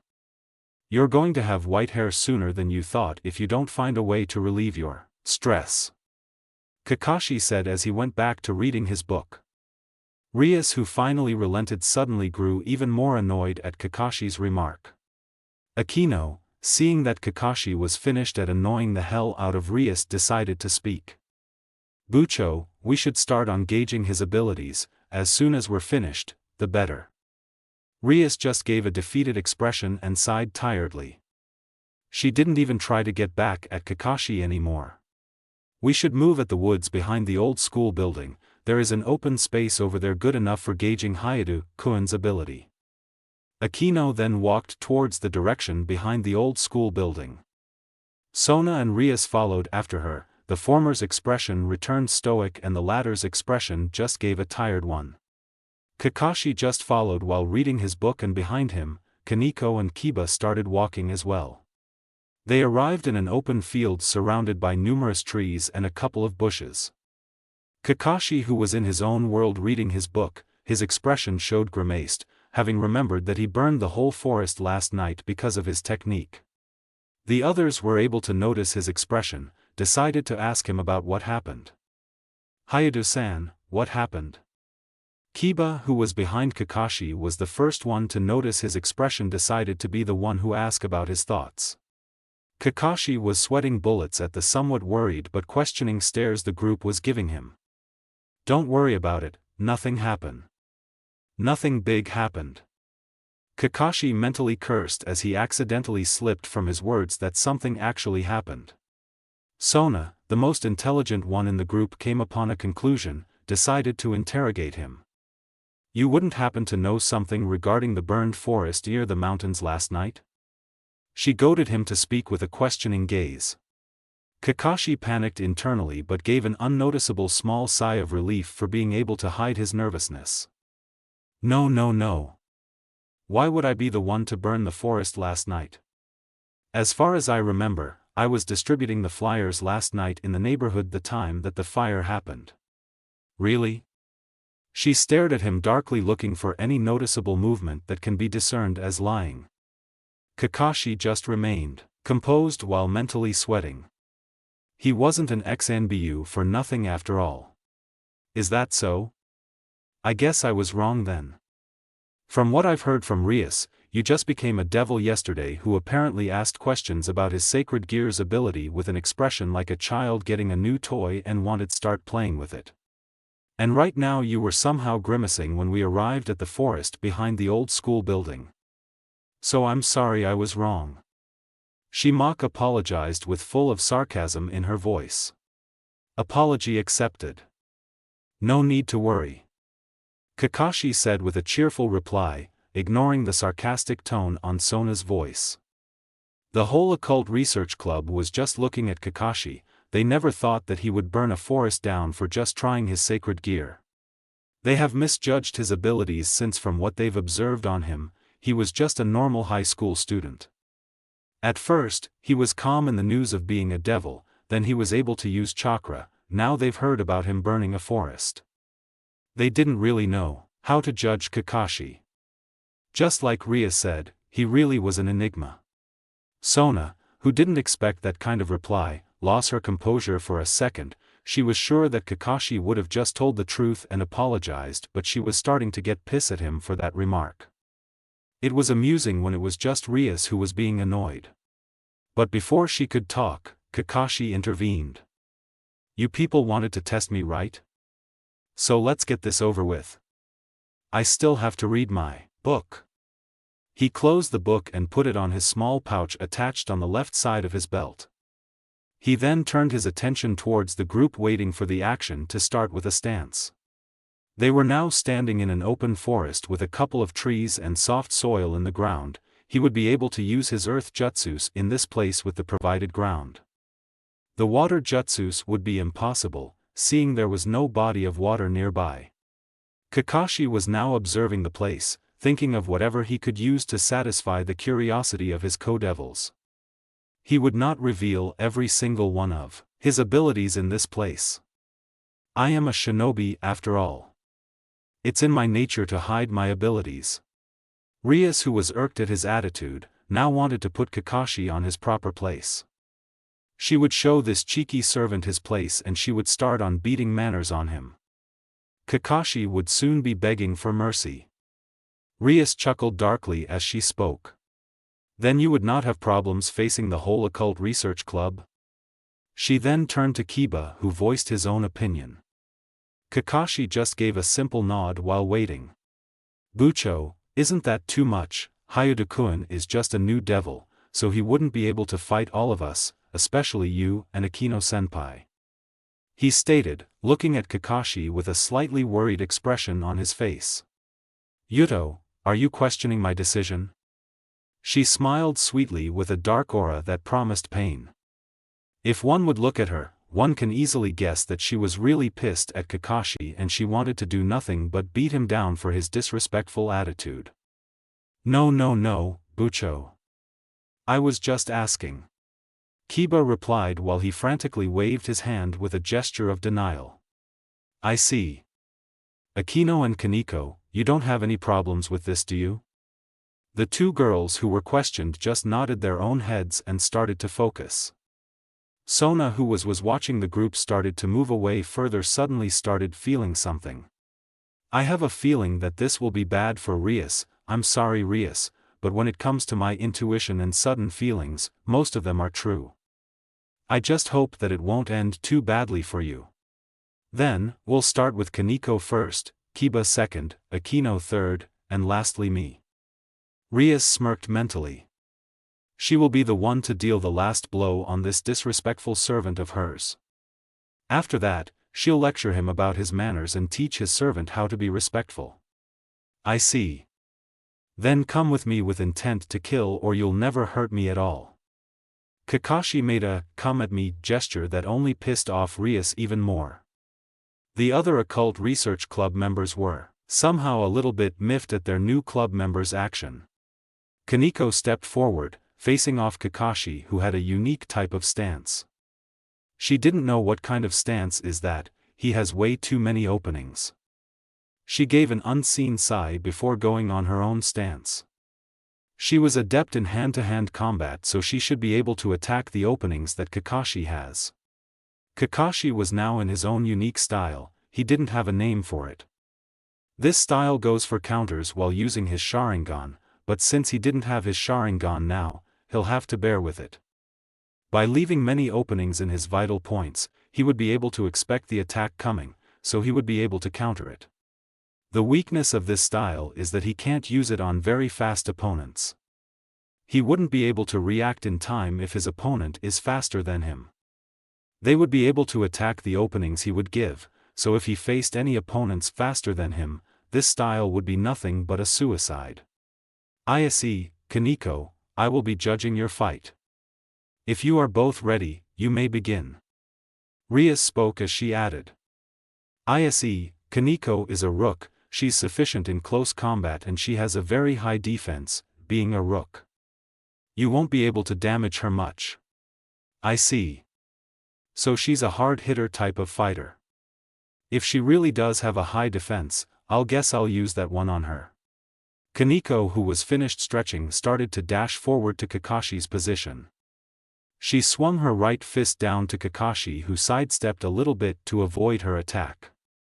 Leaving her hand to punch the ground shook and cracks formed in it and it was crushed. She started to position herself back, but before she could do so, Kakashi gave her a strong chakra-enhanced kick at her stomach that sent her flying upwards. Kakashi jumped, following her at the air. While they were in the air, Kakashi grabbed both of her arms and he entangled both of his feet at Kaneko's feet and he positioned the both of them in a falling position with both of their heads falling in the ground as he rotated himself at a ferocious speed with Kaneko. They were falling to the ground as Kakashi let go. Only Kaneko was falling to the ground in a very fast speed. The group watching could only wince since Kaneko fell from her head down first to the ground. Kakashi himself positioned himself back into the weird stance as he waited for Kaneko to get up. The watching gallery could only stare at Kakashi due to his fighting prowess. They expected Kaneko to beat him up without any resistance. While it may be cruel, it was the truth since they thought that Kakashi never learned any fighting. In their eyes was a different outcome. Kaneko was starting to get up, even though she has minor bruises in her body, she just brushed all the dirt and dust as if she wasn't hurt at all. But it didn't change the fact that the new devil they were supposed to be testing had fighting skills. Kaneko, who finished dusting off most of the dirt and dust on her clothes, spoke at Kakashi. "That was a good one, Hayate-senpai. That technique was amazing, I underestimated you. You are still a pervert though." Kaneko spoke in monotone while chiding Kakashi. She was looking at him with a hint of respect. "Wow, I gave you an omote wrench, front lotus, yet you still managed to stand. Your rook-enhanced body gave you a strong, if not very strong defense. But less talking, more fighting now." Kakashi was feeling his stamina drain faster than he thought. The fatigue in his body was starting to rise from the usage of the lotus. His body was somehow hurting even though he wasn't hurt at all. "I guess the lotus hurt my body a lot more than I thought. If I was not a devil, my body would have broken down. Thanks for that. I can only use the first gate as of now. The second and onwards would leave me hanging down. I should limit myself until strengthen my body." Enough. Rias, while worried for Kaneko, was fuming inside. Her irritation was growing for every minute she looks at Kakashi. She wanted for Kaneko to beat him up, Kiba to slice and dice him, Akino to electrocute him, and for her to finish the job.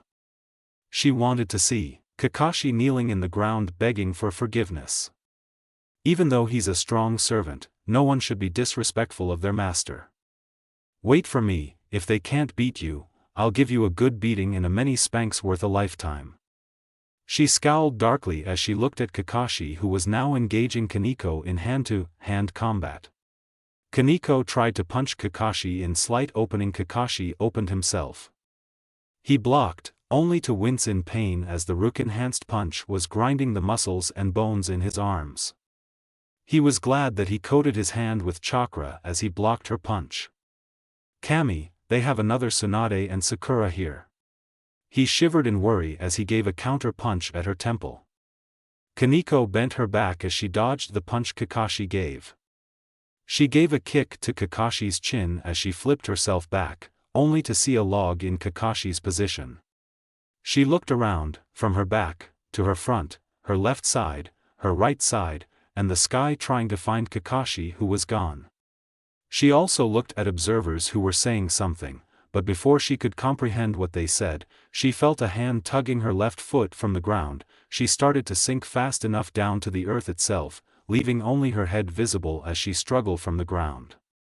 Kakashi rose from the ground as he gave an eye smile to Kaneko, who was glaring at him. She knew that he was the reason she was buried in the ground. "You won't be able to move for a while, Chibi-chan." Kakashi ruffled her hair, making her scowl at the affectionate action. "You should train your speed for a little bit, you're quite slow on the uptake." She just gave a glare while ignoring the advice, but she started to relax as he pet her even further continuously. She even gave a slight purr, before looking back at Kakashi stopped. She gave a pleading look, wanting to be petted a bit more. Kakashi only gave her a smile before saying, "You somehow loved that, huh? But it'll have to wait a little bit. Just watch for a little while, I'll give you a good petting later on." Sona, Rias, and the rest who were watching were broken out of their thoughts as Kakashi spoke to them. "So, Kiba-san, you're next. Can we proceed now? I haven't got all day." Rias nudged Kiba to face Kakashi. He looked back only to see his master glaring at him furiously, saying, "Slice him, cut him, dice him, or whatever you want, I don't care." She stated darkly at Kiba, who was just frantically nodding at his master's order. Kiba started to move forward in front of Kakashi. "Won't you get Kaneko-chan out of the ground? Less talking, more fighting. I won't be getting her out of there for a little while." Kakashi waited for Rias's signal as he positioned himself in a somehow laid-back and relaxed position. Rias was barely controlling herself at anger on Kakashi, who was not even taking his fight against Kiba seriously. She gritted her teeth as she spoke. "Ise, Yuto is a knight. For a knight they are very fast on their feet. That's all my advice for you. You boys may begin." Kakashi watched with a slight awe and amazement as Kiba formed a Bakuto, wooden sword, in his hand, and he grabbed it while steadying himself in a two-handed sword position. How is that possible? That was amazing. Oh. You're thinking about how I formed the sword, right? Seeing Kakashi nod, he continued. It's just my sacred gear, sword birth. It allows me to create swords, mostly demonic swords, seeing that I'm a devil, it's just that right. That's amazing. Can you recreate swords of other people? I never tried. But that's quite a good idea. Why didn't I think of that? I'll try it later on. Can you make anything besides swords? I mean a spear or something like that. Kakashi asked curiously. The ability to create and recreate any swords was amazing. If he met a person who could make any swords, especially those with abilities, yet he would still be able to copy the abilities as well. He would want a copy of his father's white light chakra saber. Scene break. A boy with a red hair suddenly sneezed at a girl's face. Am I getting a cold or something? He stated while rubbing his nose, not knowing he sneezed at his companion's face. He sweated bullets as he saw the girl releasing darkly aura with a sickeningly sweet smile on her face. Idiots don't get cold, but you know what? They get a beating of a lifetime. She proceeded to fire hazy black orbs continuously at the boy, who started to apologize while running for his life.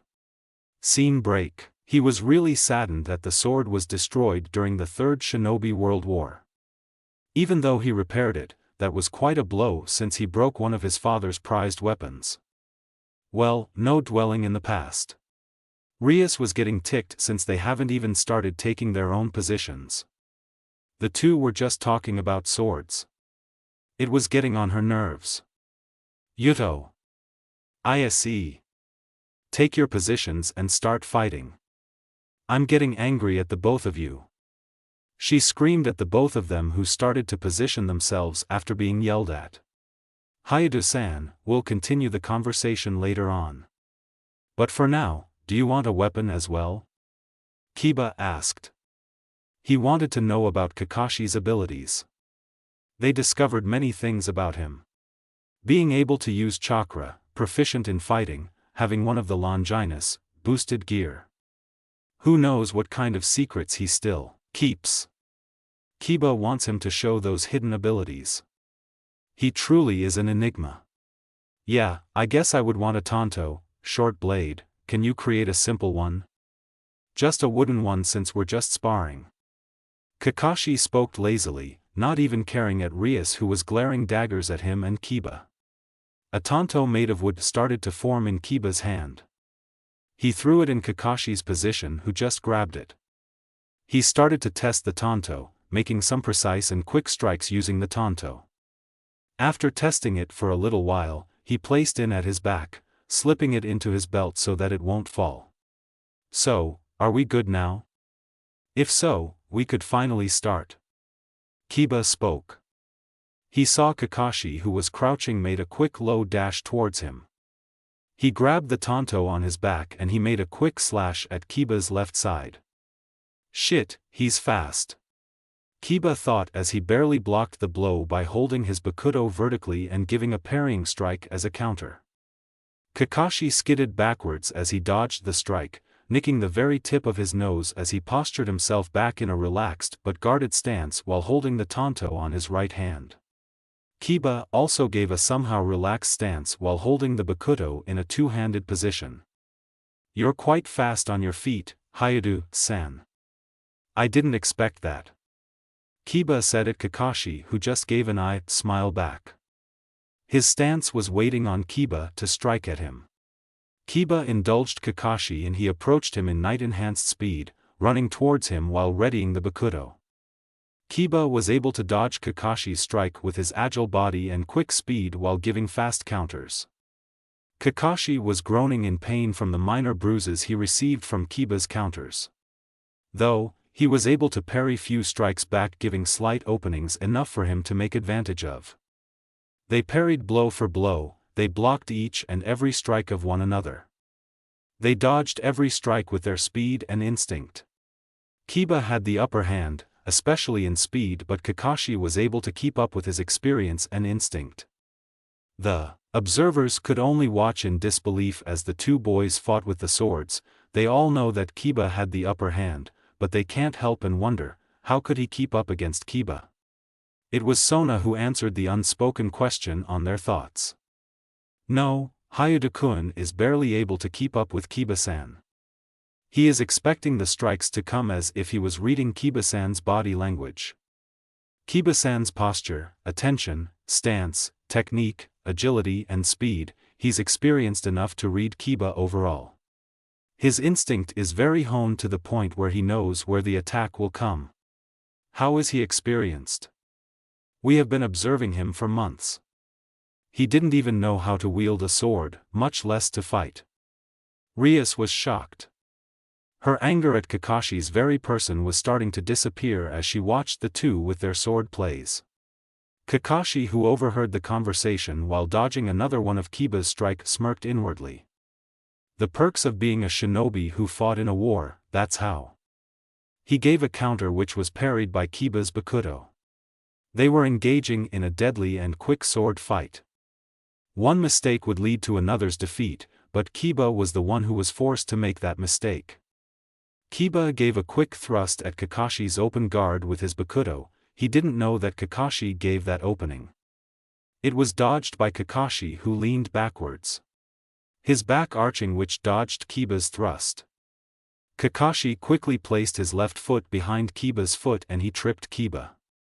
Kiba lost his balance when he was suddenly tripped by Kakashi, but he regained it. He was staggering a little when he saw Kakashi already positioned back, striking him straight with the tanto. He blocked with his bakudo, only feeling numbness from Kakashi's strike. He didn't expect a strong blow from a single tanto. He also didn't expect it when Kakashi released his hold on the tanto and he was kicked forceful enough to make him feel the blow and he flew backwards. Kiba groaned in pain. 2 or 3 of his ribs were probably broken from Kakashi's kick.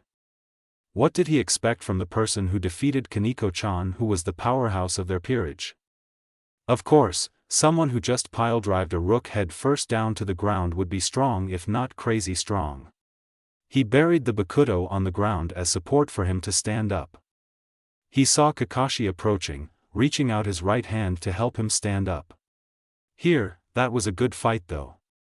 You were fast, faster than any new jounin. I could barely keep up with you. Kakashi, who was exhausted from the quick but exhausting fight, gave a slight smile as he saw Kiba, who grabbed his hand, was now facing him while giving the same gesture in return.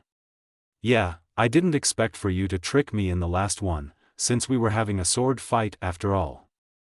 Kiba sighed, a little bit irked at the fact that the fight was not finished with only swords. Well, I'm a ninja after all. We ninjas use everything for our advantage. He gave an eye smile in return. Kiba just gave a light laugh in Kakashi's response, only thinking that it was a joke. Really? A ninja? Was that a joke, Hayuda-san? He gave a pat at Kakashi's back and he started to walk away back to the group as he heard Kakashi grumbled something like, "Stupid blondes as always." Kiba saw Rias with a slightly worried expression towards him. Sona was giving Kakashi a calculative gaze, making Kakashi shivered.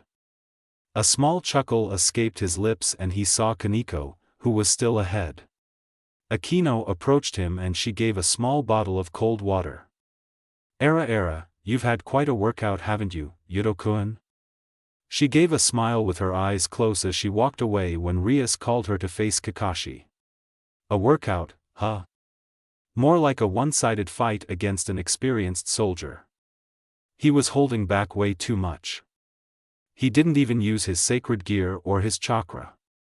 I wonder how much you're hiding, Hayuda-san? He looked at Kakashi and Akino, who were facing off against each other. Akino, who was now in front of Kakashi, spoke lightly with a hint of amusement and arousal at her voice. That was quite a show, Hayuda-kun. I wonder how would you fare against me. I can't wait to punish you. Ufufu. Kakashi was now looking at Akino with a somehow fearful expression. God, just how much does this world had the same people from my own world? This is just Anko all over again. That woman was scary as hell. My stamina is almost drained out. And my body is now feeling the bruises from my fight against Kiba, and the fatigue from opening even only the first gate is starting to get to me. I shouldn't have used the lotus. I need to finish this as soon as possible. I wonder how she fights? Kakashi thought with a slight groan from the pain on his bruises he had all over his body. ISE, Akino is a magic specialist, especially in lightning attacks. She's my queen. That's all the advice I am giving. Akino, you can use most of your attacks if you want, seeing that ISE can handle himself. If that's all, you can begin now. Ria said with Kiba, who was sitting at her left side, and Sona, who was watching at her right side. Kaneko was slightly farther away, but she was at Kiba's side. Hayadu-kun, if it's alright, can I transform so that I can wield my magic against you at its strongest? Akino asked Kakashi, who just gave a slight nod in response.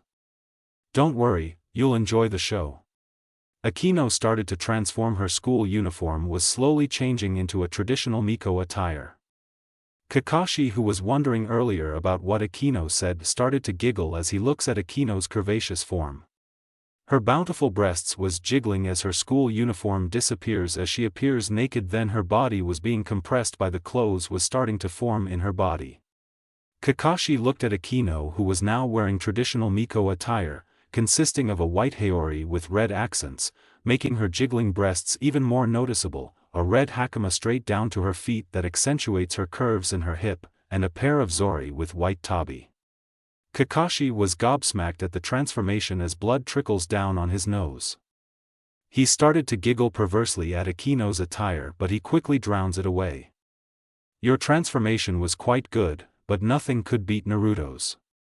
That Oiroke no Jutsu, sexy technique, was even more amazing than your transformation.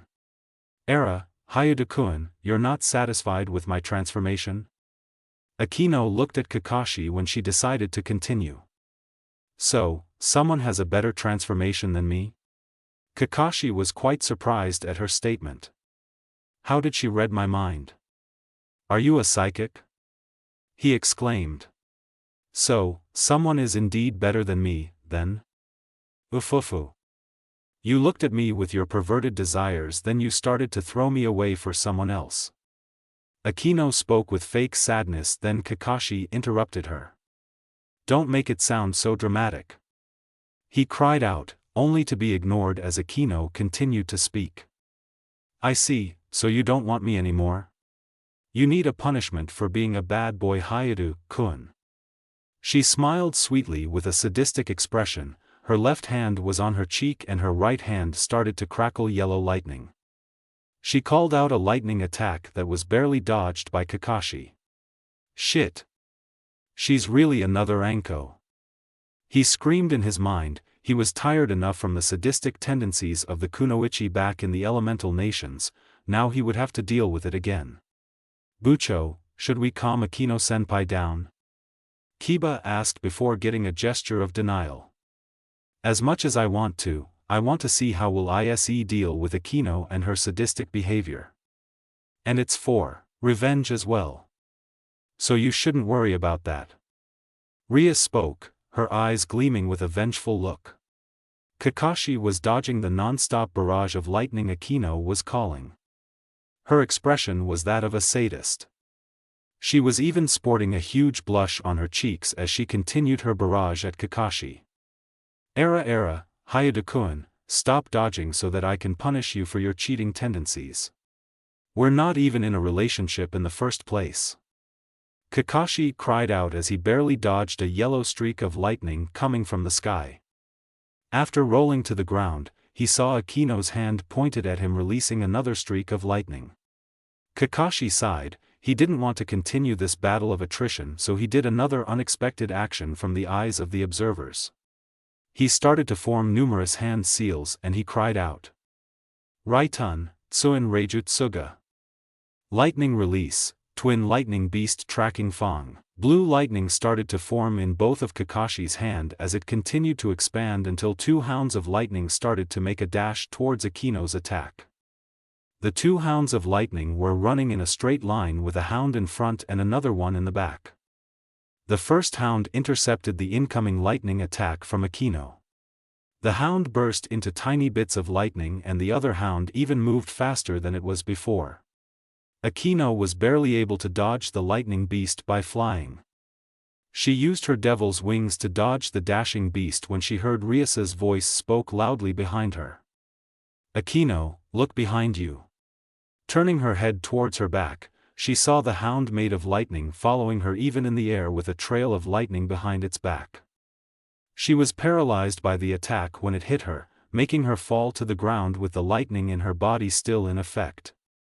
One cold see bits of lightning in her whole body. Rias ran towards her and she tried to grab Akino, only to be jolted by sudden lightning. "Ayase, what did you do to Akino?" Rias asked seriously. She wouldn't forgive him if he did something unforgivable at Akino. But before Kakashi could give his reply, Akino was the one who gave the answer. "Don't worry about it, Rias. He just struck me with a lightning technique that made my whole body paralyzed, even my mouth should be, but I was able to speak, so his technique is not that efficient.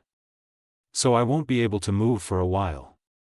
You probably won't be able to grab me as well. Except for him, I guess." She spoke at Rias, who only gave her a nod in return. Kakashi was now panting. He was obviously exhausted from the never-ending exercise of dodge lightning. Then he casted one of his most chakra-consuming techniques. He should have just finished the fight earlier with that. Why didn't he think of that? "I'm hopeless," he thought with a tired sigh. Rias motioned Kakashi to take Akino and placed her towards a white blanket that was prepared by Kiba. He took Akino in a bridal position before placing her back in the blanket. "My technique was quite efficient, thank you very much. The reason you were able to speak was because you had an affinity towards lightning. If it was anyone else, then they won't be able to speak at all." Kakashi chided her rather childishly. "So, he doesn't want his techniques to be insulted, that's quite cute." Akino thought with mirth before speaking. "If that's what you want. But you're quite an enigma, Hayate-kun. You're quite good at fighting as well, anything else you're hiding?" she asked curiously as Kakashi just got up and started to go back at the center of the field. He looked back at her and he spoke rather seriously, "Who knows? Maybe I can rip dimensions or something like that." He just gave her a slight grin. "Dimensions? Surely you jest. You're quite funny, Hayate-kun. Do you mind if I call you Issei-kun?" she asked with a chuckle while waiting for his permission. "Sure, I don't mind. If that's what you want to call me," he replied while thinking. "At least, no one can say that I didn't tell them anything," he thought with a hint of amusement. When he got back to his original position, he saw Rias positioned in front of him, with a light smirk and a somehow arrogant air around her. She started to speak. "You're quite good, Ise, defeating the three of my peerage. Though you must be quite exhausted, huh? Well, that's to be expected against someone who would be arrogant to face off my whole peerage. I'll tell you this, before things could get ugly, you should just give up and accept your punishment. If you do that, I'll lessen the punishment I'll give," she stated arrogantly with a smirk at him. He was now exhausted, his stamina was nearly down to zero, the fatigue from using his techniques earlier was making his body feel like crap, his chakra was half from all the fights earlier. He enhanced his body, his punches, his kicks, his strikes, his speed, his arms, his hands, his feet, and even using a draining technique. Of course, he would be on his last stand. "So that was your plan, huh? To exhaust me, then you would give the final vendetta. Luckily, I can still move even when I'm exhausted and my body's broken down. You will receive my strongest technique." Kakashi thought with slight wincing from the pain of his body, though he still managed to give a small smirk at Rias. "I'm a king, and that's all you need to know." If you don't have any questions, let's begin. Rias exclaimed with a gleeful expression as she started to form an ominous aura on the both of her hands, and she called out. Power of destruction. The malicious energy was coming towards Kakashi as he dodged. Looking back to the place where the energy hit, a horrified expression crept up on his face as he saw the ground from where he was earlier become nothing. Do you like that, Ayase? It's the power of destruction that can only be used by those of the Bale clan and 4 members of the Gremory clan. It's hereditary, so no one would be able to use it like we do. That's what I'll use to punish you. Grovel in the ground and beg for forgiveness, say sorry for your cheeky attitude, then I'll give a light punishment. She stated with a smug smile. The girl was getting on his nerves, being an arrogant and a bratty princess. He has the perfect punishment for this kind of brats. I'll wipe that smug smile off your face, brat. Kakashi stated before dodging continuous onslaught of flying dark energy towards him. After getting to a good posture with the perfect position, he used Kawarimi with the slight small rubble behind Rias. On the eyes of the observers, they saw Kakashi being eaten by the malicious energy from Rias's hand. Looking at Rias, they saw her having an expression of euphoric happiness. She began to cackle madly. Ha ha ha ha ha. That's what you get for being a bad servant. One who can't follow his king deserves to be punished. Hopefully, you're still alive and I would be able to heal you later on anyway, so I will just punish you. She gave a squeal of joy from the attack she caused. The group could only looked at Rias as if she was crazy, but before they could talk to her about what she had done, they saw a poof of smoke behind Rias, revealing Kakashi, who was in a crouching position holding the both of his hands in a hand sign similar to the one he did earlier, the one that produced lightning beasts. They now stared in Kakashi at shocked. He was able to dodge the power of destruction and now he would retaliate with the lightning in return. Oh, how wrong they were. Kakashi placed a little bit of chakra in his tiger hand seal and he screamed out. Kanahagakur Haiden Taijitsu Oji, Senin Garoshi. 1,000 years of death. He cried out the technique with an overly dramatic name. The observers were gaping at the incredulity of the technique. They saw Kakashi plunge the weird hand seal in Rias's bottom, which was causing her to feel constipation and pain. Rias flew rather high while holding her ass as she cried out with the tears forming in her eyes before she sprawled in the ground. Rias could not believe what just happened. Somehow Kakashi got behind her and she suddenly felt pain constricting in her ass. She flew up because of the chakra from Kakashi's hand seal. When she realized what just happened, the tears did not stop flowing from her eyes as she started to cry.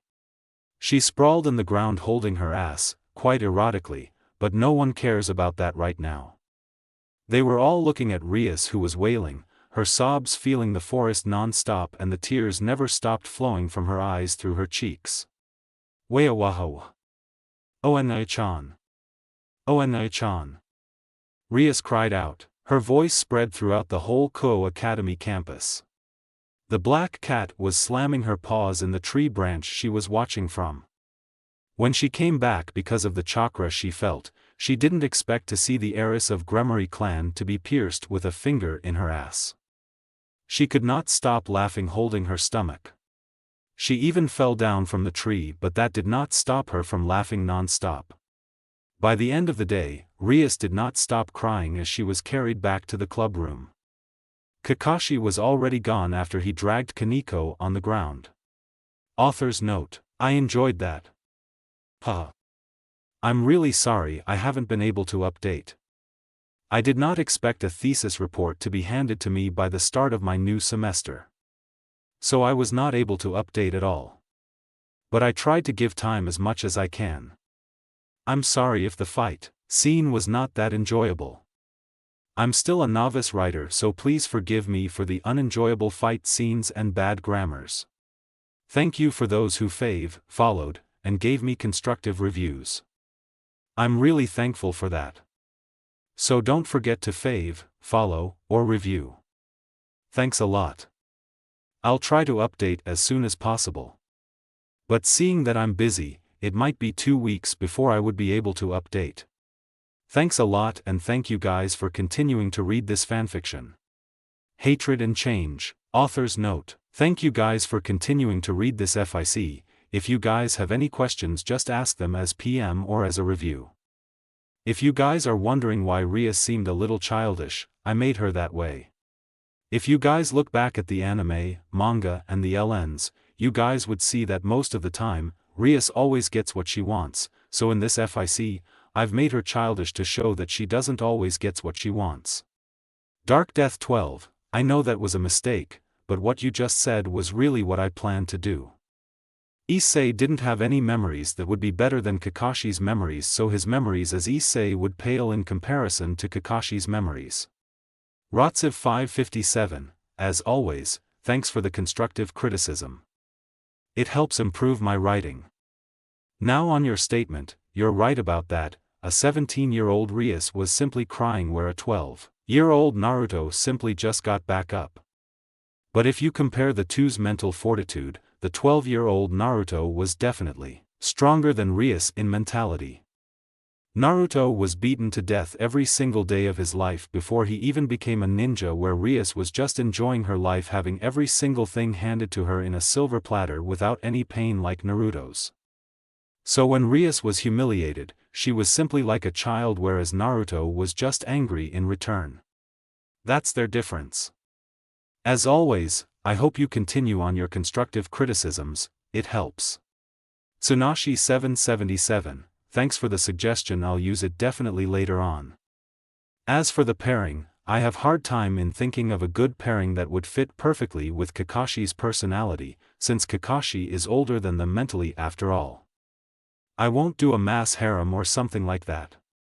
At most, there would only be 2 or 3 girls that I would pair with Kakashi. So I'm sorry for those who want a mass harem. It ain't happenin'. Code RR, I'm glad that someone also thinks of Rias that way. I'm with you. She's definitely the weakest of the group, no doubt about that. I hope you keep on reading, thanks a lot. With Dranmadness 000, at most, Kakashi will get 2 girls. I don't want too many girls falling in love with him. If I were to do so, the character development would be so hard to write. While others could do it, don't forget that I'm just a new writer, so of course I would have a hard time writing so many character developments.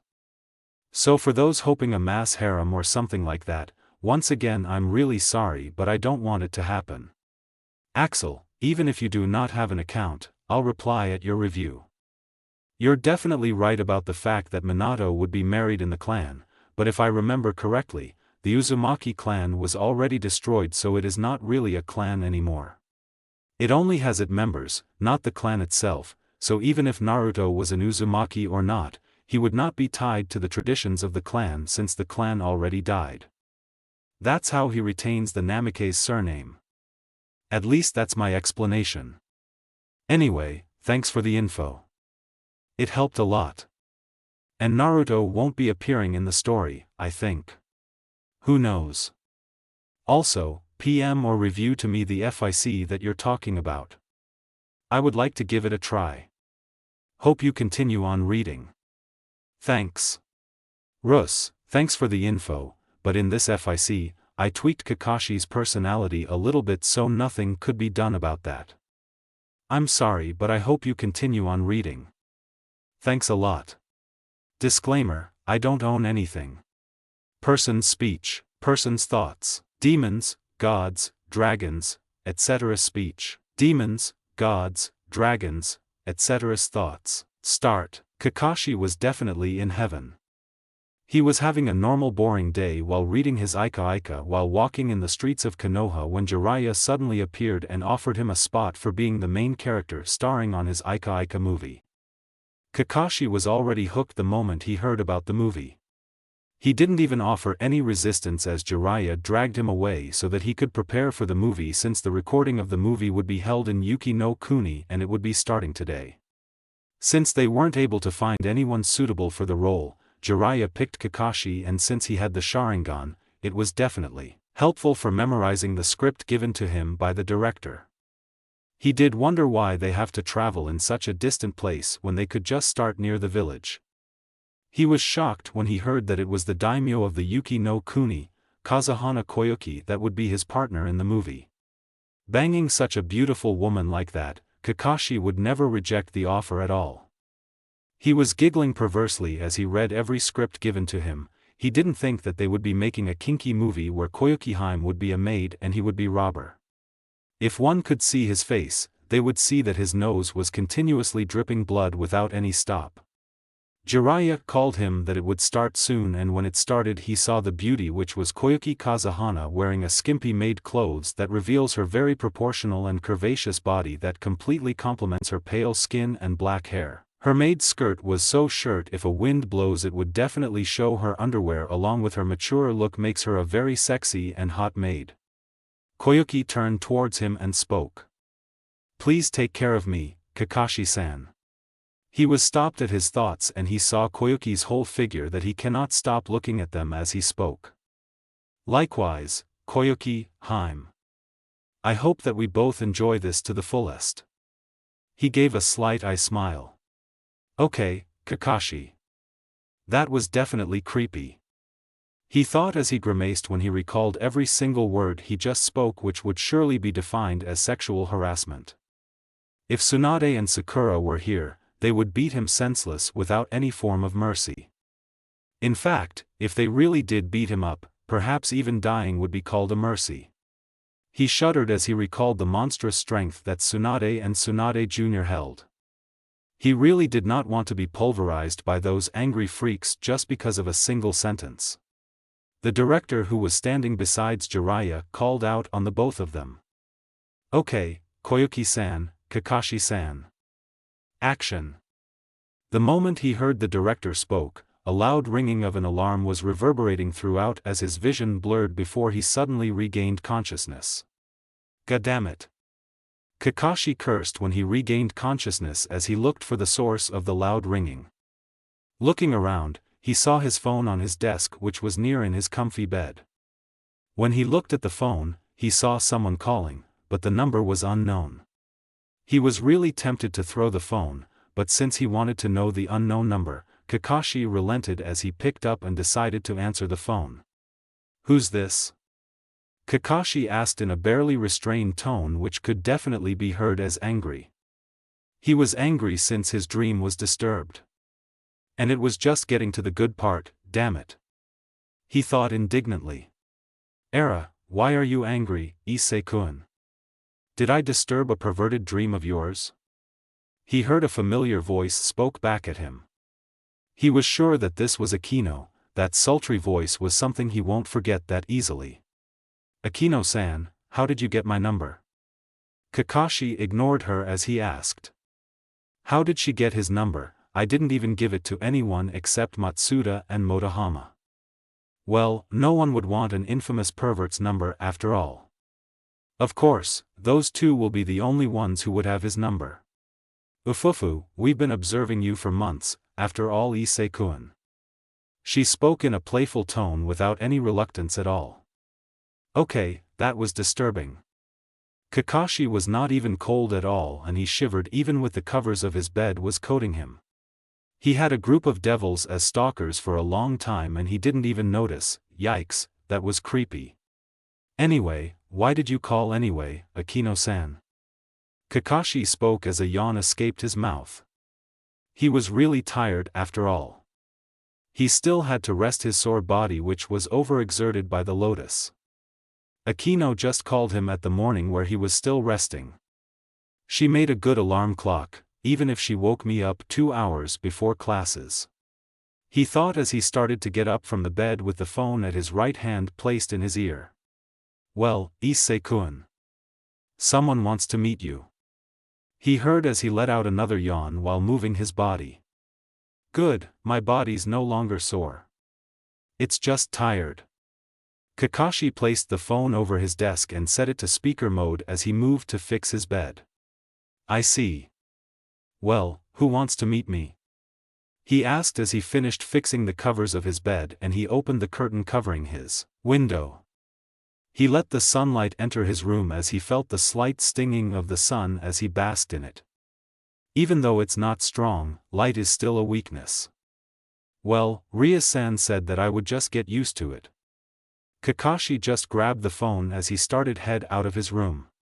He set the phone back to automatic as he placed the phone back in his ear as he waited for Akino's answer. This person wants to meet you after class ends. Akino answered back at Kakashi, who twitched for having his question ignored. He promptly asked again, and this time, he even tried to ask in a polite tone. Okay, Akino-san, who wants to me dash, this time, he tried again, but he was cut off as Akino continued without even waiting for Kakashi's response. You'll be meeting in the Occult Research Club room after class. That's all, Issei-kun. He heard the call ended, meaning that Akino ignored his question and she even cut him off. He just let out a groan of frustration as he scratched his head. Just like what Shikamaru said, women really are troublesome. He just sighed as he wore his uniform before locked his apartment door, heading out to the school's direction. Scene break. He was walking towards the school's direction as he passed through the park where he saw someone cried out. My veil. It was a girl who was chasing after a white veil that was blown by the wind. He watched her chasing after the veil, then she tripped comically on the flat ground.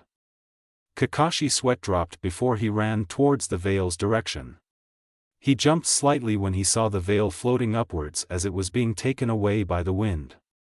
He grabbed the white veil the moment he reached it before falling back to the ground. He looked back at the girl who was now tearing up with her tears swelling up on her face while she was rubbing her knee, which was slightly bruised when she tripped earlier. Kakashi looked at the young girl who looks like a nun with the dark teal nun outfit she wears. She's definitely a nun, he thought as he observed the girl's appearance. She has a long blonde hair and green eyes. Her long hair flows all the way to her back with split bangs over her forehead and a strand of a hoge sticking out from the top which was sloping backwards that somehow makes her looks like a klutz. Who knows, appearances can be deceiving after all. He was shocked when he saw a green light coming from the both hands of the blonde girl. The green light was healing her bruised knee faster than the common Irya jutsu, medical ninjutsu, he always sees from the elemental nations. Only Tsunade-sama and Sakura reached that level of healing. So efficient and fast. He thought with slight amazement as he reached out his hand, which has the white veil from earlier. That was amazing, Mississippi. Anyway, here's your veil. Kakashi saw her flinched when she heard him speak. She was trembling slightly before it disappeared. She looked at him with fear in her eyes, but it seems that she shook it away. She grabbed the veil that Kakashi handed her and she placed it back at the top of her head before standing up. She gave a smile that made her look with so much innocence before speaking timidly. Thank you for the help. She spoke with slight reluctance at Kakashi, who realized that she was waiting for his name. Oh, the name's Hayadu Issei. He gave an eye smile in which the girl introduced herself as well. Thank you for your help. My name is Asia Argento. She spoke with a smile in return. She's not speaking Japanese, how can I easily understand her? He thought curiously before engaging to another conversation. Miss Argento, how did you do that green light earlier? He asked. He was rather curious as to how the girl emulated the Irya jutsu. He knew that chakra doesn't exist inside the humans that live in this dimension. It seems that I'm speaking a different language as well. Must have had something to do with me being a devil. He shrugged it off out of his mind. He'll just ask Rias or Akino later. Kakashi saw the sad look emanating in her eyes before she forced a smile as she tried to speak cheerfully. Others would be fooled easily by the forceful smile and the cheerful tone she gave, but for Kakashi, who trained under Danzo for a little while, would know that she was just faking it. Well, it's a gift that God gave me, help other people. Even though she forced a cheerful voice on her, he can feel the sincere tone when she spoke about God. A gift from God. So she's a sacred gear user as well. He thought before voicing out his question. He just wanted to satisfy his curiosity as he asked Asia. Miss Argento, that healing power you had, is it a sacred gear?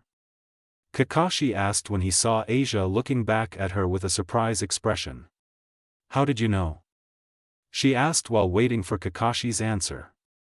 It's not fair if she's the only who revealed something about herself. And no one's here at the park anyway. He thought as he replied at her. You see, I'm a sacred gear user as well. Kakashi swung his arm lightly as he willed the boosted gear to appear. He felt the familiar power as he saw his arm changed to a red claw-shaped gauntlet. He showed the red gauntlet to Asia, whose eyes were now twinkling at the gauntlet that was attached in Kakashi's arm. Amazing! Is that your sacred gear? She asked, looking like a child who eagerly wants to know about a new toy. She didn't know why, but she felt a slight tugging feel from the gauntlet. Relax, relax. Seeing her relaxed, Kakashi continued. Yeah, this is my sacred gear. Though, yours would be better for helping people. Mine is just for fighting. Kakashi spoke solemnly at her, who just shook her head at Kakashi and denied his words. No. If you want to save someone, it's the thought that counts. Mr. Issei. She smiled gracefully at him, who just gave a sheepish smile in return. Is that so? Thanks. Kakashi willed the gauntlet to disappear, then he saw the time on his wristwatch. Shit. If I don't hurry, I'm going to be late. He made a fast run towards the school's direction. He looked back at Asia before waving while saying goodbye. Miss Asia, I'll be going now. Nice meeting you. Asia just waved back at him as she saw him running fast. She gave a smile before leaving the park as well. When she was out of the park, she heard a flap of wings behind her. She looked at her back and she saw a fallen angel staring at her. Where were you? The fallen angel asked in an irritated tone that says that she's really angry at her. Rainer-sama, I was just looking around the town. She answered with fear coding in her voice as she looked towards her superior. Whatever. We're going back to the church now. The fallen angel, now named Rainer, spoke as she grabbed her, dragging her back to the church. Scene break. Kakashi was sweating slightly when he arrived at gates in front of the school. When he started walking towards the school building, he heard various mutterings and whispers as he was heading at the school building's direction. Did you hear? The pervert joined the occult research club. Kakashi just thought back as he ignored them. Yeah, you're right about that. Yeah, and what's worse was that it was Ryaswani-sama who recruited him. He just groaned as he thought. She did that, with my death included. No way. What does Wani-sama sees in him anyway? Kakashi was just walking as he paid no attention on the student body. I don't know. Did you also hear that Ria-sama was absent today? She was not walking with Akino-sama this morning. Kakashi raised a brow as he heard that sentence. What happened to her? Did she get sick? He just gave a slight chuckle. Impossible, that red hair wouldn't be sick no matter what. She's like Kushinae after all. Those kind of people never get sick. She didn't.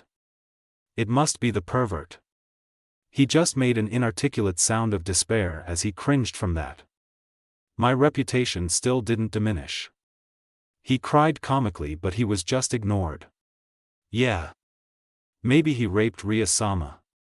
Kakashi choked in air as he heard that. I can't believe I just heard that. He spluttered as he made a coughing noise, but they just turned a blind eye on him. I have no doubt he even humiliated her. When he heard that, he started to sweat profusely before making a run towards the school building. He had no arguments on that one. He did humiliate her after all, and with his ultimate technique, no less. Scene break. When he arrived at the occult research club room, he saw Akino approaching him with a smile. Issei-kun, now that you've arrived, take a seat over there at the couch, the person who would be speaking to you will appear. Just wait for a moment. Kakashi just gave a nod as he went to the couch. He took out his manga after waiting for the person that wants to meet him. After waiting for a couple of minutes, he saw a bright red light at the side coming from a Gremory clan circle in the ground. When the red light disappeared, a handsome man and a beautiful maid was now standing in the circle. The handsome man has a crimson hair with blue-green eyes. He was wearing a neatly ironed unbuttoned black suit and a green necktie with a brown shirt inside. He looks like a businessman with that suit. In fact, he definitely looks like a male version of Rias, there's no doubt about that. The maid has a silver hair and matching silver eyes. She has a maid headband on the top of her head. Her hair was so long, it flows all the way over her back with a long braid that is featured on both of her sides with small blue bows at each ends. What is it with maids? Kakashi thought while sighing. He couldn't forget about his dream this morning that easy. The male version of Rias looked around the club room, and when he saw Kakashi, the both of them locked eyes. He approached the opposite couch in which Kakashi was seated. He never took his eyes off Kakashi. The maid followed her silently standing at his side. The both of them just looked at each other, and Akino approached them while handing out a newly made tea. Here, Issei-kun. Surzek-sama. The playful tone she uses often was not there. Instead, there was an elegant tone in her voice. It seems that this person in front of Kakashi was a very important person. She also used an honorific as well. Thank you, Akino-san. Kakashi thanked her as he took a sip on the tea. He saw the man named Surzek sipping on the tea as well. Surzek gave a slight nod as thanks before locking eyes with Kakashi again. Hayudu Issei-kun. My name is Surzek Lucifer, and this person besides me is my personal maid and wife, Graphia Lucifuge. Surzek introduced himself seriously, and the maid he was pointing at just gave a curt nod at Kakashi. He reached out a hand in which Kakashi returned. The name's Hayudu Issei. He shook Surzek's hand, and as he let go he continued. And a piece of advice, don't state to someone you just met that your wife is your maid. It would make people think that you and your wife are having a kinky relationship. He gave an eye smile as he saw Surzek twitched. Akino just giggled quietly, and the maid named Graphia was looking at Kakashi with a questioning gaze. Well, Lucifer-san. What do you want from me? Kakashi asked. He really didn't have anything to do. But he wanted to get this talk over with. He would just continue giving the flyers for the night before hitting the sack. Well, Hayudu-kun. Can I call you Issei? Surzek asked, and he continued after seeing Kakashi nod. Since it seems that you're type who wants to get straight at the subject right away, I'll ask. What did you do to my Rias? Surzek glared at him with looks that can kill. Kakashi was sure that if looks could kill, he would die 1,000 times over. He was sweating bullets at this man in front of him. Even if Surzek was hiding his power, Kakashi, who was trained as a ninja, could feel his overwhelming and intimidating aura coating all over the place. Surzek was suppressing his power in unimaginable levels. Kakashi was sure that this man would be at Hashirama Senju's level if he were to release the power he is suppressing. He was shivering at the thoughts of someone being on the level of Hashirama. He didn't want to fight this man at all. Kakashi knew on his mind that he won't win at all. He might be able to fight him, but he knows that he won't win against the man. Even if he had his Sharingan, fighting against the man would lead him into defeat. Ah, is Ria-san your sister? Kakashi asked, hoping for the immense tension to disappear. He glanced at Akino, and she promptly took her leave as soon as the man's aura covered the whole room. He sighed in defeat as he heard Surzek's voice. Yes. And Rias went home crying. When I asked, she didn't spoke anything besides you. Now, what did you do to her? He spoke, making the tension continue to rise without stop. But her maid didn't do anything to stop him and let him just spread his overwhelming presence. Well, you see. I may have poked here in these when she was testing my abilities. Kakashi spoke, rushing his words with a tone that could only be described as high-strung. Come again, I didn't hear you correctly, did I? Surzex asked, and Kakashi could see him gritting his teeth while waiting for Kakashi's reply. The maid beside Surzex was looking at him akin to a dumbfounded gaze. She definitely understood what just Kakashi spoke. Kakashi didn't want to speak at all, but the glare Surzex was giving him was very scary and bone-chilling. It was a glare so fearsome it would make even the glare Tsunade gives whenever she was pissed as nothing but a cute pout. This was the power of a Siskin-induced overprotective brother. I may have poked her in the ass and she went flying when she was testing my abilities. Kakashi spoke truthfully. Surzex's aura changed from intimidating to downright sinister. Kakashi was now shivering as he held both of his arms. He saw Surzex's body being coated in a very dark energy that similarly looks like Ria's power of destruction. He barely dodged in time when Surzex launched a large ball of the dark energy that completely annihilated the place where he was before. Kakashi looked at the place where he was earlier, and what he saw almost made him faint. There was nothing, unlike Ria's technique where dusts and such remained, Surzex's technique made everything into nothing. There was not even a simple speck of dust that can be found. His skill in using the technique was completely different from Ria's. Surzex was forming another large ball of the dark energy when they heard Grafia spoke. Surzex-sama, please refrain yourself from continuing any further. Don't kill Ria-sama's pawn. She spoke in a cold and strict tone that made even Surzex scratch the back of his head sheepishly. Sorry Grafia, I lost myself for a moment there when I heard someone defiled Ria-tan. Surzex spoke playfully before glaring daggers at Kakashi, who just gave a sigh in relief for being saved in time. Surzex-sama, shouldn't you be asking why he did it in the first place? Grafia retorted at Surzex, who just refrained from saying anything further. He looked at Kakashi while waiting for the answer to come. Kakashi was honestly glad that the tension from before was now completely gone and was replaced with a somehow civil and calm manner. With no couch to sit in, Kakashi just remained to stand before giving out his answer to Surzex. Just for my satisfaction, and let's leave it to that. Kakashi answered while hoping to avoid the subject. Truthfully, he didn't want to answer this, he would rather be beaten to a pulp by Ria's overprotective brother. You're not saying the truth. Even if it may be a simple reason or something, say it.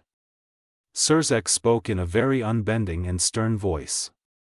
Kakashi just gave a simple groan of irritation before relenting and answering. Fine, I did it for a simple, petty and insignificant reason. I wanted to somehow get back at her. He glowered at Surzex, who looked pretty disgruntled at Kakashi's reason. It was Grafia who replied back at him. What? Why would you want to get back at her? As far as we know, she even saved you when you were dying, she gave you a new life. When Kakashi heard this, he snarled angrily at Grafia, which shocked both Surzex and her. They didn't expect him to answer like that. Grafia spoke the wrong choice of words that definitely hit Kakashi's sore spot. Kakashi was not able to control his emotions as he lashed out on the both of them. His pent-up frustrations in regards to how he was revived by Rias was being released, and he was directing his anger at the both of them. When they were talking about what he did to Rias, he knew that they would reach this point of discussion and Kakashi would not be able to control himself. He shouldn't have done that technique at Rias at all. You want to know why? Kakashi spoke with a scowl marring his face as he slammed the table with his feet so hard unconsciously with chakra, making the table shatter. Even so, he continued. It's all because I hate manipulative, lying, and scheming bastards. Kakashi spat the words like venom as he continued, not waiting for any response. No, I was wrong. I do not just hate them. I loathe them, I despise them, and I detest them. But most of all, I want to do nothing more than to kill them. Surzex and Grafia could feel Kakashi's anger rising, and they even felt his strength to rise. They didn't even think that the boy was hiding his strength. Right now, They could feel his strength at rising continuously. He was now at the level of a high-class devil and it was still going up. Unknown to them, Kakashi was flaring up his chakra unconsciously, though it was definitely felt by 4 different people who were very adept in chakra. Scene break. Someone sleeping in the head of a green dragon jolted awake when he felt the chakra spreading. Chakra? And from a human it seems. That shouldn't be possible. It's the same phenomenon from the one I've felt 17 years ago. Both were chakra emanating from humans. He spoke but was disturbed by a grumbling voice speaking from the head where he was laying down at. Ha! Shut up. I'm sleeping here. A green dragon spoke below him as the dragon gave a bellowing yawn before going back to sleep. The one speaking from before just petted the dragon before laying down in the dragon's head. Whatever. He muttered before going back to closing his eyes and going back to sleep as well. Scene break. Nya, it's the same chakra from before. Though this time, it feels of anger and hatred. It's really close to Chiron's location. I wonder, did something happen? The black-haired kimono wearing Yukai thought before someone called out to her. Hey! We need to get going now, we're going to be talking with the one who holds the Excalibur ruler. The Yukai who was holding the staff in his shoulders called out on her. Well, no matter. I just hope Chiron's fine. She grumbled under her breath as she walked towards where the Yukai who called out to her was located. Scene break. Kaneko who was buying and eating sweets from a candy store felt the chakra pulsating for a split second as she munched the next hoard of candies. Did something happen to Hayate-senpai? The chakra just now was his. She spoke as she continued to stuff sweets in her mouth without any stop at all. Scene break. A girl with blonde hair was meditating in the forest behind a church when she felt the wave of chakra passing through her at a very fast moment. She stopped meditating when she felt the chakra and she whispered quietly. This chakra somehow feels familiar. I don't know who, but I definitely recognized this one. I just can't remember. Who? She spoke as she tried to return to her earlier stance of meditation. Kumina-senpai. Break time's over. The blonde girl named Kumina heard someone called out to her. Looking at the direction of the voice, she saw a girl with a chestnut-colored hair waving at her cheerfully before standing up, going to the girl's direction. Scene break. Calm down, Issei-kun. You're letting your emotions control yourself. Surzex admonished Kakashi who glared at him furiously. Surzex didn't want for this situation to get out of hand, and if it did, no matter what, this would become a fight that Kakashi would lose. Kakashi gave a scowl before he relaxed himself, regaining his calm demeanor from earlier. He was still pissed off from Graphia's earlier remark. Rias didn't save him, in fact she played him quite well, a very cunning scheme that definitely defines her as a devil, greedy and prideful. Now, Issei-kun, why are you angry at Rias? Surzex asked respectfully at Kakashi who was now sitting in the floor while holding his temple. He gave a simple sigh as he answered. Because she's a manipulative, lying, and scheming devil. Kakashi spoke with annoyance in his voice. He really hated those types of people, especially since his best friend was a product of those kinds of manipulation. He didn't even give the two a chance of response, he just continued. Did you think I won't see that she definitely staged my death? He scowled at the both of them as he continued. She made it look like she saved me when I was dying from the hands of the fallen angel. When in truth, she simply waited before I died and then she saved me. In other words, she just wanted me for my sacred gear. If I didn't have a sacred gear at all, she wouldn't have even saved me in the first place, right? The two didn't answer and Kakashi took that as a yes, and he continued. While I'm thankful for her, it doesn't mean that she should just manipulate others. I hate those who do. So, why do you hate them, then? Surzex asked. When he read the report that Ria sent at him, it showed that Hayate Issei was not the same person they were observing for months. In fact, it was like he was a different person when Rias revived him. He wanted to know how did that happen in the first palsy. He definitely needed to know Hayadu Issei's personality to know whether the boy was dangerous or not. And by going to what was happening earlier, he was definitely dangerous. You see, there were 3 friends. 2 boys and 1 girl. Let's just name the 2 boys as Kakashi and Obito, the girl with the name Rin. He spoke at Graphia and Surzex solemnly and he raised his hand, stopping them from interfering him. Kakashi didn't believe that they were friends, he thought they were just teammates, nothing more and nothing less. And then the 3 were placed in a bad situation. The girl named Rin was kidnapped and Kakashi didn't care, only Obito did. Obito lectured Kakashi about the importance of friends before saving Rin himself since Kakashi never wanted to. After that, Kakashi was enlightened by what Obito said to him, and he followed as well. After working together they were able to save Rin but Kakashi lost his eye. They were in a cave that was slowly giving in when they saved Rin. A huge boulder fell from where Kakashi's blind spot where he lost his eye. But Obito saw that and he saved Kakashi, pushing Kakashi away, and he was the one who was smashed by the boulder in exchange. Only half of his body was visible and the other half was completely crushed by the boulder. After that, they left Obito to die. Or at least they thought so. Kakashi stopped for a little while. Guilt was eating him, no matter what he did. He was really regretting not moving to save Rin at that time. What happened to Obito? Surzex can't help but be curious to the story Kakashi was telling them. It has many holes but Surzex definitely thought that it was very detailed at all. Something deep in his mind was telling him that the story Kakashi was speaking about was true. He might not be a very good judge of character, but he knows that Kakashi was a good person. Even if he did blew up earlier. Kakashi didn't even heard Surzex and he just continued. Someone saved Obito. Surzex looked at Kakashi who just gave a nod at him. Yes, just like me. And that someone who saved Obito, saved him only for one thing, do you know what?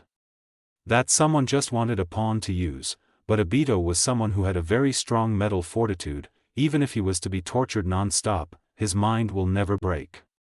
But that someone was able to manipulate Obito to the point where Obito hated the whole world, and he was definitely used by that someone. And do you know how that someone manipulated Obito, someone who has many mental shields?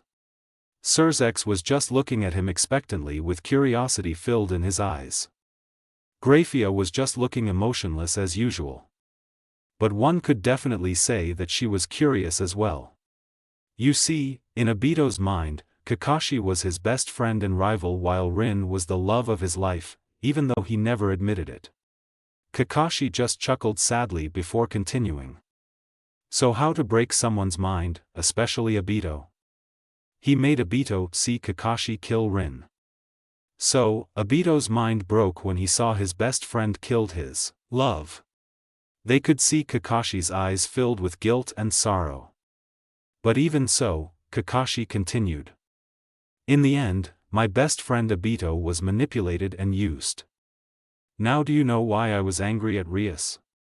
She manipulated the situation, it doesn't matter if she was desperate or something. In the end, what matters was that she was someone who schemed and manipulated. That is why I was so angry at her, but I couldn't kill her that easily. Since all I can see in her was a child that was so desperate to escape something after all. So I settled it by getting back at her by a humiliating move. And before you rebut me, I know it's petty. I see.